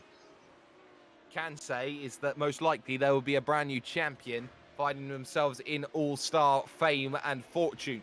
But at the moment, it seems like they are going to be stacked up as follows for the opening of these semi-finals. So Gate 1 will be, for that first semi-final, we aren't able to show you, but should be Jared Filsell, who will start from Gate 1. Gate 2 will be Madison Down. Gate 3 should be Harley Haber. And Gate 4 should be Ethan Warren. Now that, if anything, is a powder keg ready and waiting to explode. Well, I think we got a taste of that earlier this evening where we had to have multiple restarts, but I believe that was more or less a dress rehearsal for this one. So I think we're in for an absolutely fantastic semi-final that could even be as much or if not more exciting than the final itself. So this is going to be a case to look at. Now, where is the gate going to be is the next question, because Jared Filsell is going to be the driver who will be in control at the front. So he'll be the one looking to try and make sure that he is working the way that he wants to. As second place is going to be Kurt Stenberg overall, so he will get his choice in the second semi-final. So they're going through gate choices at the moment, just making sure that those gate choices are sorted out overall. Filsell will start this one from gate number 1 in the first semi-final. Gate 1 isn't necessarily the best line, though, because you can very easily just get pinched, but both Filsell and Stenberg believe that gate 1 is the best place to be. I kind of agree with them. I mean, if you look at the outside lines, if you get a good start, you still got cars on the inside if you haven't completely cleared them. At least you don't have that variable if you're on the inside line. If you get the good start and you're at least in line with everyone else, you should be good to go. And we've seen Jared and Harley have been the benchmarks for getting a clean start. So I think that's a good call for Jared, and not really a surprising one, to be fair. Madison Down and Bo Albert both select gate 2, which is going to be a very interesting decision. Both ones pinch down and keep their rival close, but keep their friends close, but their enemies closer, so to speak. And I think Harley's made a few of those over the past few weeks. I don't mean too much harm with that one, but Harley, very aggressive, and he'll need to show more of that aggression to have a shot here. So I think some fireworks are expected in his heat. Start from gate 3, as will Guy Leach, which will confirm in gate 4 will be both Ethan Warren and Blake Neck, who will be stuck on that outside line. So that's going to be something very, very telling to see as this one continues on, as we look to push towards that semi-final. The final bits of practice getting themselves ready and underway as they all fight and all try and showcase what they've got, as everyone looks to wait for that first semi-final, as they look to get everyone ready and waiting for this one to work in their favour. So Jared Filsell will be in control for this first semi-final. What are you expecting in terms of strategy play coming in from these next 3 laps that will come along of this first semi? I think they'll all be watching each other first and foremost, especially the guys out of gates 3 and 4, because they know they're more or less just lucky to be there. So they need to just play themselves into the game by doing the opposite or covering off the other competitors. So Jared, for example, may choose to either put himself in front or use clear air, but of course he needs the start. Likewise, Harley Haber, he needs clear air to work for him to get his aggressive style in motion. While Stenny also in contradictory faction also needs the clear air and other people to get into fights around him. The one thing that could be questioned about Madison Down, who will start this one from gate 2, is how aggressive is he? Does he have that switch in him to make the mega move, which has been seen so many times? Often iRacing as a simulator is known as the place for the smooth and consistent, but there's one thing about being smooth and consistent. Another thing is being gritty enough to make the moves. And we sometimes haven't seen that out of some former champions in the earlier years, the 2011s, the 2012s. Does Madison Down have that switch? Oh, I'm sure he does. It's a very interesting scenario where he has a chance to try and beat Jared, something he hasn't been able to do so much over the last 2 or 3 years as much as he would have liked. So this is a really good chance to do so, and I think he's got the chance to do it. We saw in one of the earlier races he really pushed Jared, and if not for a small mistake, it would have been a less comfortable victory for Jared. Well, they're going to line themselves up then for the first semi-final. This is going to be very, very crucial for what they want to do. All on the line. From right to left, you've got there, Phil Sell on the inside, Ethan Warren on the outside, the middle filled by Haber and Down as we get going, and it's a slow one for Madison Down. It's a brilliant one for Jared Philsell. In the transfer spot then, it's Harley Haber at the moment. Ethan Warren stuck on that outside line as they head into turn 1. Slow from Haber though, as he struggles. Madison Down, little wiggle though, in 4th place, and needs magic from the Jokers to make it work, but Philsell already 5 car lengths clear and extending. That's exactly what he needed, but Madison Down really unfortunate with that getaway. Now there's pace behind Harley Haber with Warren and Down. Down goes for the normal lap, everyone else going for the Joker. So this could seal the fate for Haber and Philsell. It's going to be difficult for Warren to try and make on-track passes now, so he's got to work hard to stay with Haber, and even if he gets ahead of him, Madison may still steal the spot anyway. So pressure is on Harley Haber and Ethan Warren to pump out some of the best laps of their lives. Well, so can Madison, because he's wanted to chase down Jared as well. 2 laps to go here in the first semi-final at Zandvoort. And now Madison Down has to start thinking about this. How aggressive do I run these lines? He did a 1:05 standing start lap, which is very, very impressive. Probably the quickest we've seen all day so far. Philsell on the brakes, though, into turn 1. And just behind that, Haber and Ethan Warren at the moment fighting for 3rd best. But they know they're fighting for a transfer spot at the moment. They've got to be careful about how they fight and how hard they fight at this stage as they make their way through the left-hander of the Hugenholz. And again, Ethan Warren all over, but not finding any form of purchase to try and make a move. Yeah, Ethan needs to throw caution to the wind now. He's either he's got to make the move or he's out anyway. So Haber needs to keep an eye on his mirrors to make sure he doesn't let him through, but he's got to make sure to keep the gap close to Philsell, or else Madison will fill that spot.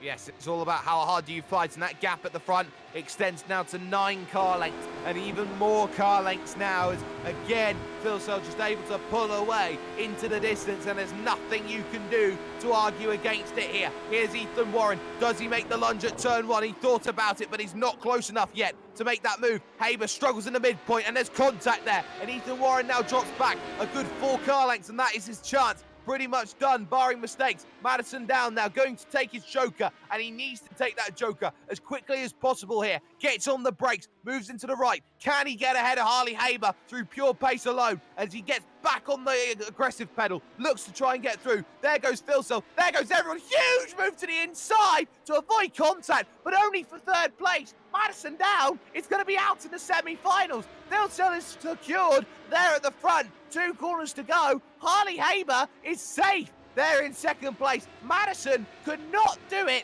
in terms of pure pace alone. So it will be Phil Sell who moves through to the final, along with Harley Haber, and that is a great semi-final one. That was a brilliant race. A bold move from Madison down to try and get the position back. But I just saw on lap 2, all three of Phil Sell, Haber, and Warren all posted lap times within a tenth of a second of each other. And unfortunately for Madison, he was the wrong side of that tenth, and that could have been decisive in that bold move. Certainly could have been massively decisive. That second semi-final then comes up along, which itself includes Kurt Stenberg, Bo Albert, Guy Leach, and Blake Neck. 2 of them will join Jared Filsell and Harley Haber in the final. This is going to be a crucial factor to keep in mind. So, who will put themselves in Magic Land? Who will put themselves in that final and race for the chance to be the biggest all-star in this field? So keep an eye on this one as they head themselves out and look to get their practice in. Stenberg, Neck, Leach, Albert, all of them incredibly equal, all of them incredibly consistent. But who is the favourite? Because I don't think I can call one. Each has beaten everyone, I think, over the course of this racing that we've seen in the heats today, Ross. Yeah, I was about to. I can fully agree with you on that one. It's difficult to decide a favourite. Bo definitely had form going into the in the earlier stages, but hasn't shown the edge or the poise that Blake did to fight his way back into the semi-finals. So I think Blake is a really good chance here. Whether he's the favourite, I'm not sure. And Guy, well, we know. I think that incident that cost him a win earlier is still in the back of his mind, but he has turned into very good form of late. Might have a chance here, and of course, Stenny. If it all explodes around him, he will definitely get in there. But I mean, he's got pace as well, but does he have enough to fight outright? We'll see here in the second semi-final. Only 2 go through, 2 fall by the wayside. Here is the opportunity. Revs are there as they get going, and it's a good start initially from Kurt Stenberg. Second half, big bog down from Blake Neck and Bo Albert. Guy Leach now trying to make it work around the outside of Kurt Stenberg, who leads the field overall, heading himself through the opening corner of Tarzan. Albert trying to fight this one back on the inside, but he runs out of road to try and make it happen. Guy Leach in the transfer spot for the moment. Stenberg a little slow there, heading through 2 into the Hugen holes of 3 and towards Jokers. Stenny doing a great job once again. Now Albert on the outside of Guy Leach has to take the Joker. That was the right call. Leach goes wide into the Joker. Blake has a chance, but gets squarely on the exit. He'll hold the position for now. Stenny with pressure right behind him. He's done what he's needed to do for this opening lap so far. Into the S's he goes. A nice little, nice lines through the difficult S's. Bo looks like he's got some technical dramas, but is keeping with the TTR driver quite nicely. Blake Neck starting to drop a little bit behind Guy Leach. This could be Guy's chance to steal a spot in the semis. What a turn of form it's been for him of late. But he needs to pull off some perfect laps with a very fast geodesic driver breathing down his neck. Yeah, Blake Neck wants it, but Guy Leach maybe wants it a little bit more. Bo Albert had been struggling a little bit with a bit of blinking, and again disappears for a couple of seconds before coming back, and Stenberg will be worried about that as they continue on their run. So they head themselves through the next section. Who's the Joker takers? Only Guy Leach. This is crucial. Blake Neck gets a lap on his own to try and put in a worldie at the moment, and Leach was pretty nice there as he came through the hairpin. Now what's the next question? Because they're both going to come through, and Guy Leach out of road, out of room, in the grass, and there goes the transfer spot. Oh, he wanted to go to the inside, but Bo was there. So keeping that gap to Stenny has put Guy Leach potentially out of this one. But now we have 1 lap to go to prove to find who our last 2 finalists are. Well, Blake Neck will be hoping that things go plain sailing and they battle hard, and they will do, because there's Bo Albert hard to the inside, trying to make that move happen on Kurt Stenberg, and Stenberg lets it happen. So now Stenberg needs to rely on Blake Neck and not having the best run at all, and he won't get dropped because of the blinking that Bo Albert's got at the moment in the Logitech GLTC sports car. There goes the geodesic man, Blake Neck, looking to take his big joker and the biggest joker of the lot. And he's so tight when he gets into that line. And he's so quick when he gets back onto the power. It's nimble, it's fantastic. But look at this, big lunge to the inside. And he's got it. He's got the transfer position. No, he doesn't. Big contact and drama as Stenberg takes the hit. And Blakenet goes around. And now the stewards have a massive decision to make on this final. Guy Leach will see himself in third position. Stenberg is controversially through as of now, but crucially, it is Bo Albert who comfortably romps home to pick up the win. Wow, that exploded. They knew what was on the line there, and Blake did such a good job to thread the needle coming out of the Joker. Looked like he got it done, but I think Stenny, it looks like Stenny misses the apex ever so slightly, gets in a little bit deep, so probably locked a break and straight into the back of Blake Neck, who unfortunately has only a 4th place to answer his efforts. But there's no doubt that Bo drove beautifully in that one to seal a position in the final.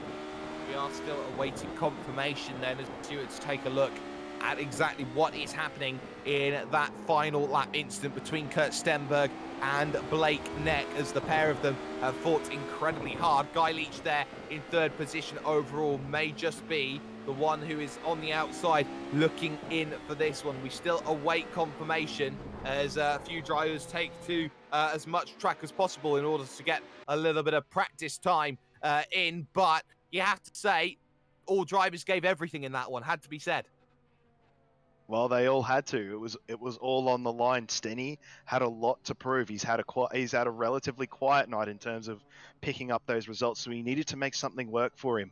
Probably not the intent that he had in making contact with Blake, but he had to try something, and you have to tip your hat to that. Blake, you really feel for Blake. He deserved that final spot because he was there. He did everything he needed to do.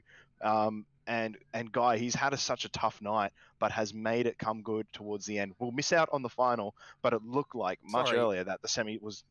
I've got results that have just come in. Kurt Stenberg has been penalised a place, and Blake Neck will not get a second place at all. He'll stay in 4th. So Guy Leach benefits from all of this. He goes through with Bo Albert then. So the final will be as follows: Jared Filsell, Harley Haber, Bo Albert and Guy Leach. That's the final 4 that go through. So Guy has really lucked out from that one, and he will take that final spot and try and use it the best he can. Absolutely. I mean, fantastic news for Guy, but you really feel for Blake, who's been put out by that decision. Ultimately, it just swapped the spot that he would have had and given it to Guy. Not ideal at all. So Filsell will take gate 1, and Bo Albert will be in gate 2, Harley Haber gate 3, which will allow Guy Lee to start this one in gate number 4. So the final will be underway very, very soon here for this one. Jared Filsell, the favourite on the inside. Harley Haber, upstart. That is arguably now the most controversial man in Australian sim racing. You've got Bo Albert, who wants to make sure that everything works in his favour for Logitech G Sports, and you've got the privateer Guy Leach, who wants to show to everyone that he can do what Warren Pickering did just a year ago. This is going to be a massive final between them. Filsell, odds-on favourite, but no guarantees in a 3-lap final.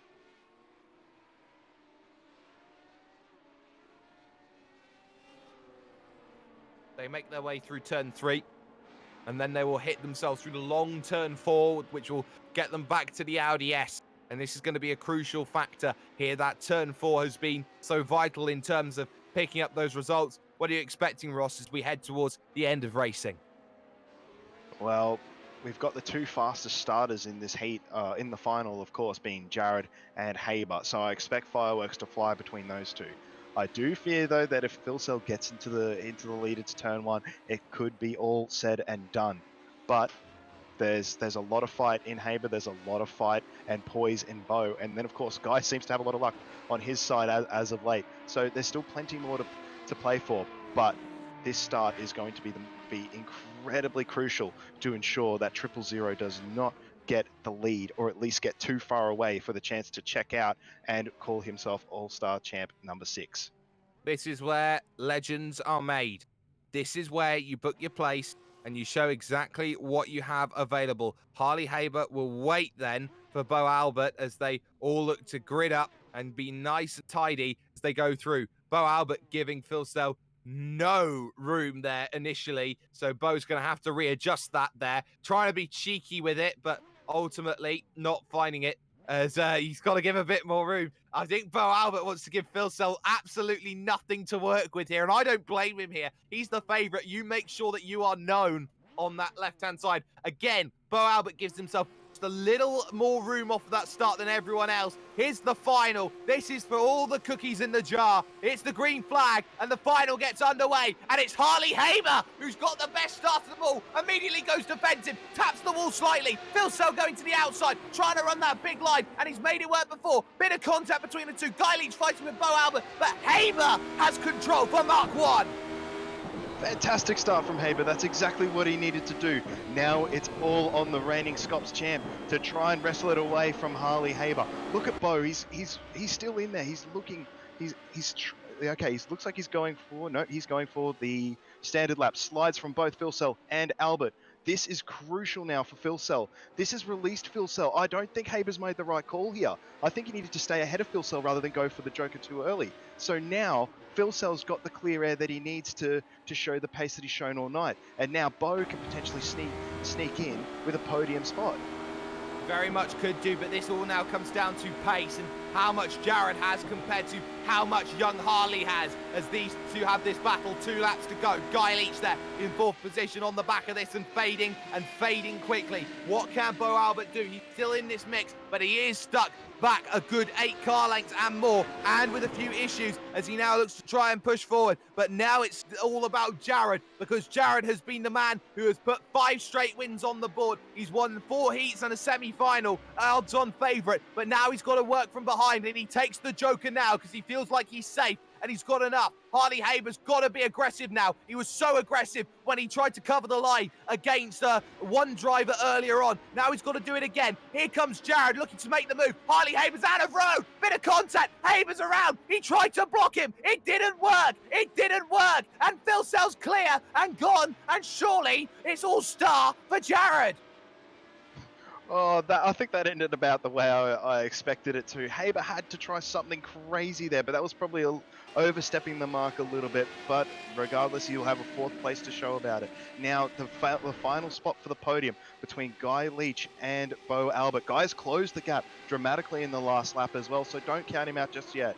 Don't count him out at all. Every driver's used the Joker, and it is Jared Phil Sell in control. No guarantees, though. It was like Schumacher and Villeneuve at Jerez 97. That was what you could have called that akin to. But now as they head them way through the Hugenholz for the final time, Bo Albert makes a mistake, and Guy Leach could very much take 2nd position away. Harley will feel like he did everything and only has himself to blame to be in 4th place. But Audi S comes along. Guy Leach still not close enough, but it is Jared Phil Sell who is walking away with this one once again. 4 straight, 5 straight will make it 6 to the dance, and it's 6 to the best from him. He rounds the penultimate corner, and the bookie's favourite becomes the champion, because rounding the final corner, Jared Phil Sell becomes your all-star shootout champion, and he does so with a stellar drive at Circuit Park Zandvoort. And Leach is going to get rounded up by Haber. He made another mistake coming out of the second last corner. I got another tank slapper on and ended up throwing away 3rd place. Oh, that's a massive shame for Guy Leach. Just a huge wiggle back into the grass, which we can call the Leach zone at the moment, but he'll take 4th place overall in the end. Jared Phil Sell is your champion. 2nd place for Bo Albert, and 3rd place there for Harley Haber. Some massive results for them. Guy Leach just the best of the rest, it seems, there in 4th position. What a massive race. It finished as the gates predicted, but that is only half of the story that we saw from there. So Ross, a massive result for Jared Phil Sell. He becomes the champion as many expected. Yes, and I believe that's his 2nd title in All-Star. So he did it. He drove beautifully all night. So no surprise that it was him who eventually prevailed. But you know, hats off to Harley. He really made him try for that. And I'm looking at the incident again, and I'm shocked that Phil Sell didn't find the fence as well, which would have opened the door for Bo Albert. say that Jared Filsell's car is made of concrete. You have to say it because of the fact that he had a very similar incident in V8 Scots at Watkins Glen. He was able to save it. Jared Filsell's car control is probably the greatest that you will see absolutely anywhere in the world as the donuts start happening here and drivers can be happy and drivers can be very pleased with what they've done. It's Jared Filsell who is your champion and is your champion and is incredibly pleased at the way he's done that. And he takes that form with him back to his racing when it comes to the likes of the Supercar E-Series, when it comes to the likes of V8 Scots. He knows that he now goes to a team effort and he takes that form into a team effort and he can be mightily proud that he is still standing as Australia's phenom. Yeah, absolutely. It kind of feels like we didn't expect anything different, but hey, that's why we do these race events, to prove a new champion. And Jared stepped up to the plate yet again. I think all 16 drivers tonight, hopefully, I hope they all had a good time competing. A lot of them struggled, but we enjoyed calling that and watching some really exciting tussles. Haber, Warren, Bo, Stenny were all absolutely phenomenal to watch tonight. They won't walk away with the prize, but I think they could be good candidates for people's champion, so to speak. They certainly can. We're going to start by having a little bit of a conversation here with Bo Albert, who came home in second position overall. Bo, let's talk about your mind game, so to speak, in terms of grid tactics there in that final. You didn't want to give Jared an inch, did you?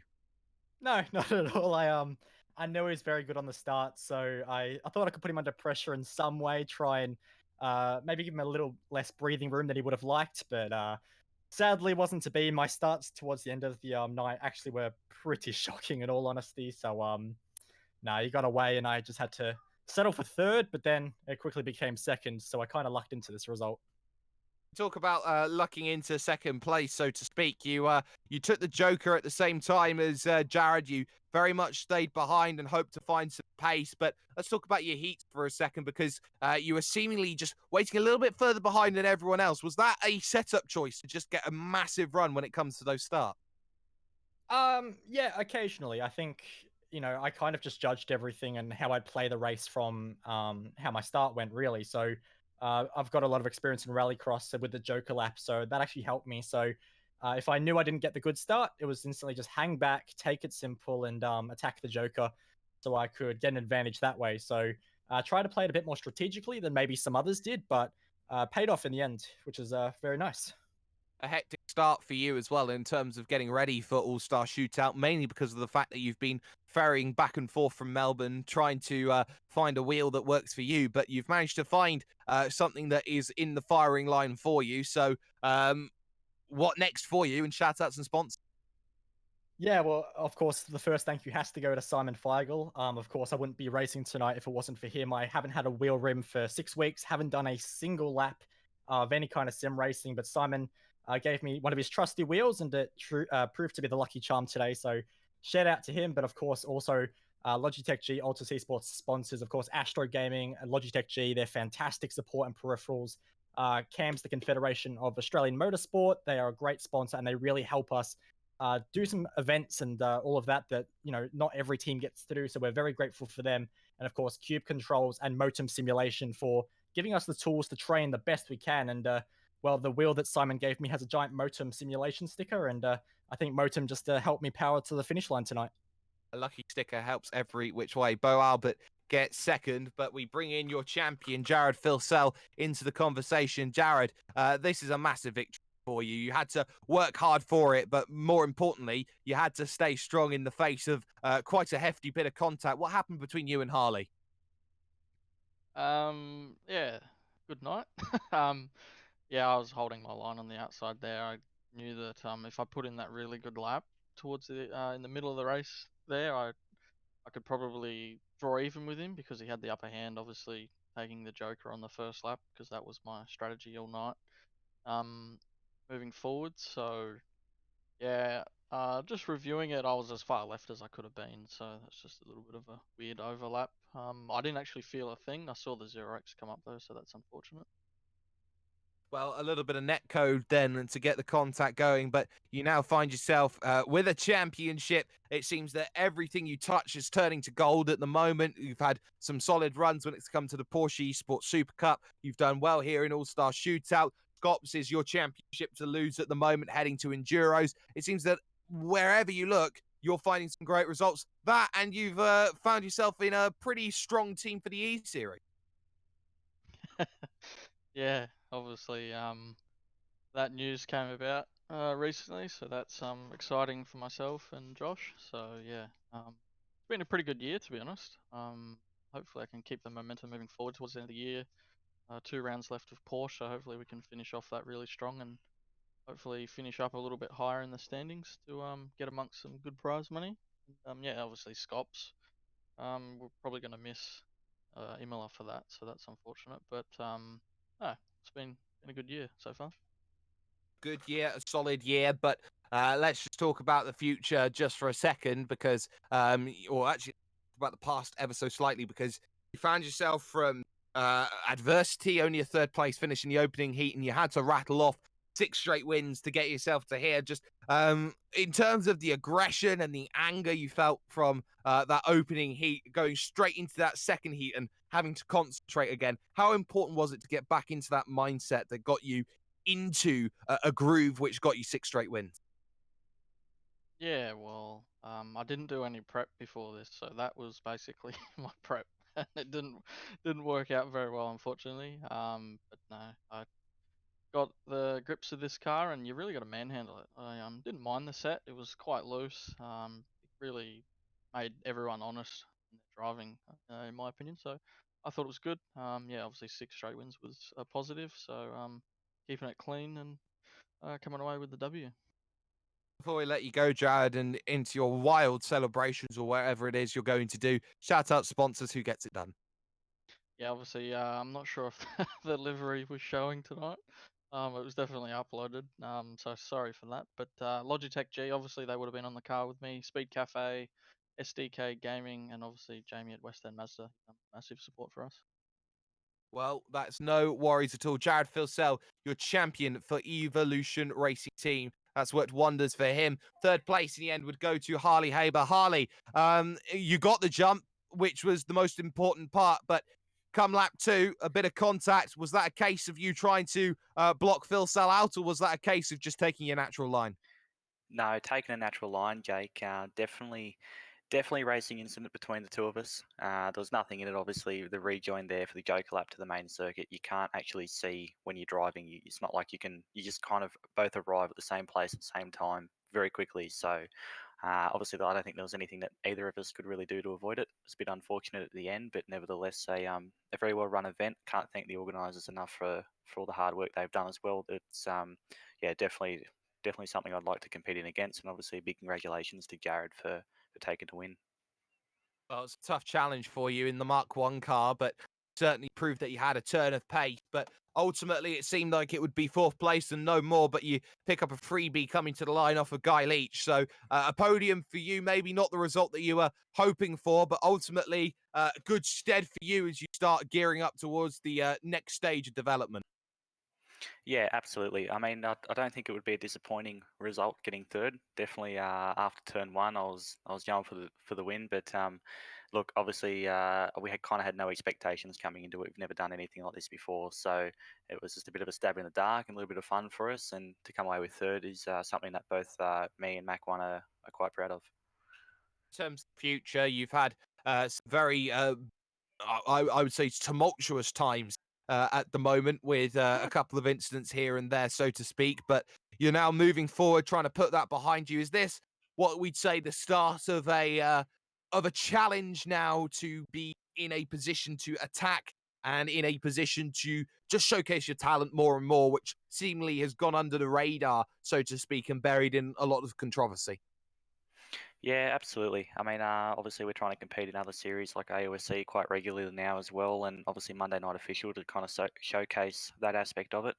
No doubt, there's a lot of big hours behind the scenes on between obviously Mac One and engineer Chris Radicic and myself doing a lot of laps to try and tune up the supercar to put us at the front. So we will be competing in a lot more series very, very soon. That's all I can say. Well, it's a third place for you, so shout out some sponsors who gets it done for you and the boys at Mach 1. Yeah, obviously I can't thank Mac One enough for everything they've done. It's been a really good night of racing, and look forward to doing it again another time. Well, that's no worries at all. Harley Haber gets third position overall from all of that. But Ross, final thoughts as we depart from Circuit Park Zandvoort. Well, we crowned a deserving winner in the end. We had a cracker of a final, and that's really just the start of what we can talk about tonight. Lots of stories all the way through the heats, the semis, and then the final itself, which was absolutely amazing to watch. Great to hear Jared and Harley's perspective on it. That you actually can't see the car when you're rejoining from the Joker, so makes it very scary to not realize they're there. But a great, a very exciting incident to look over, but an amazing final, and some deserving winners from tonight.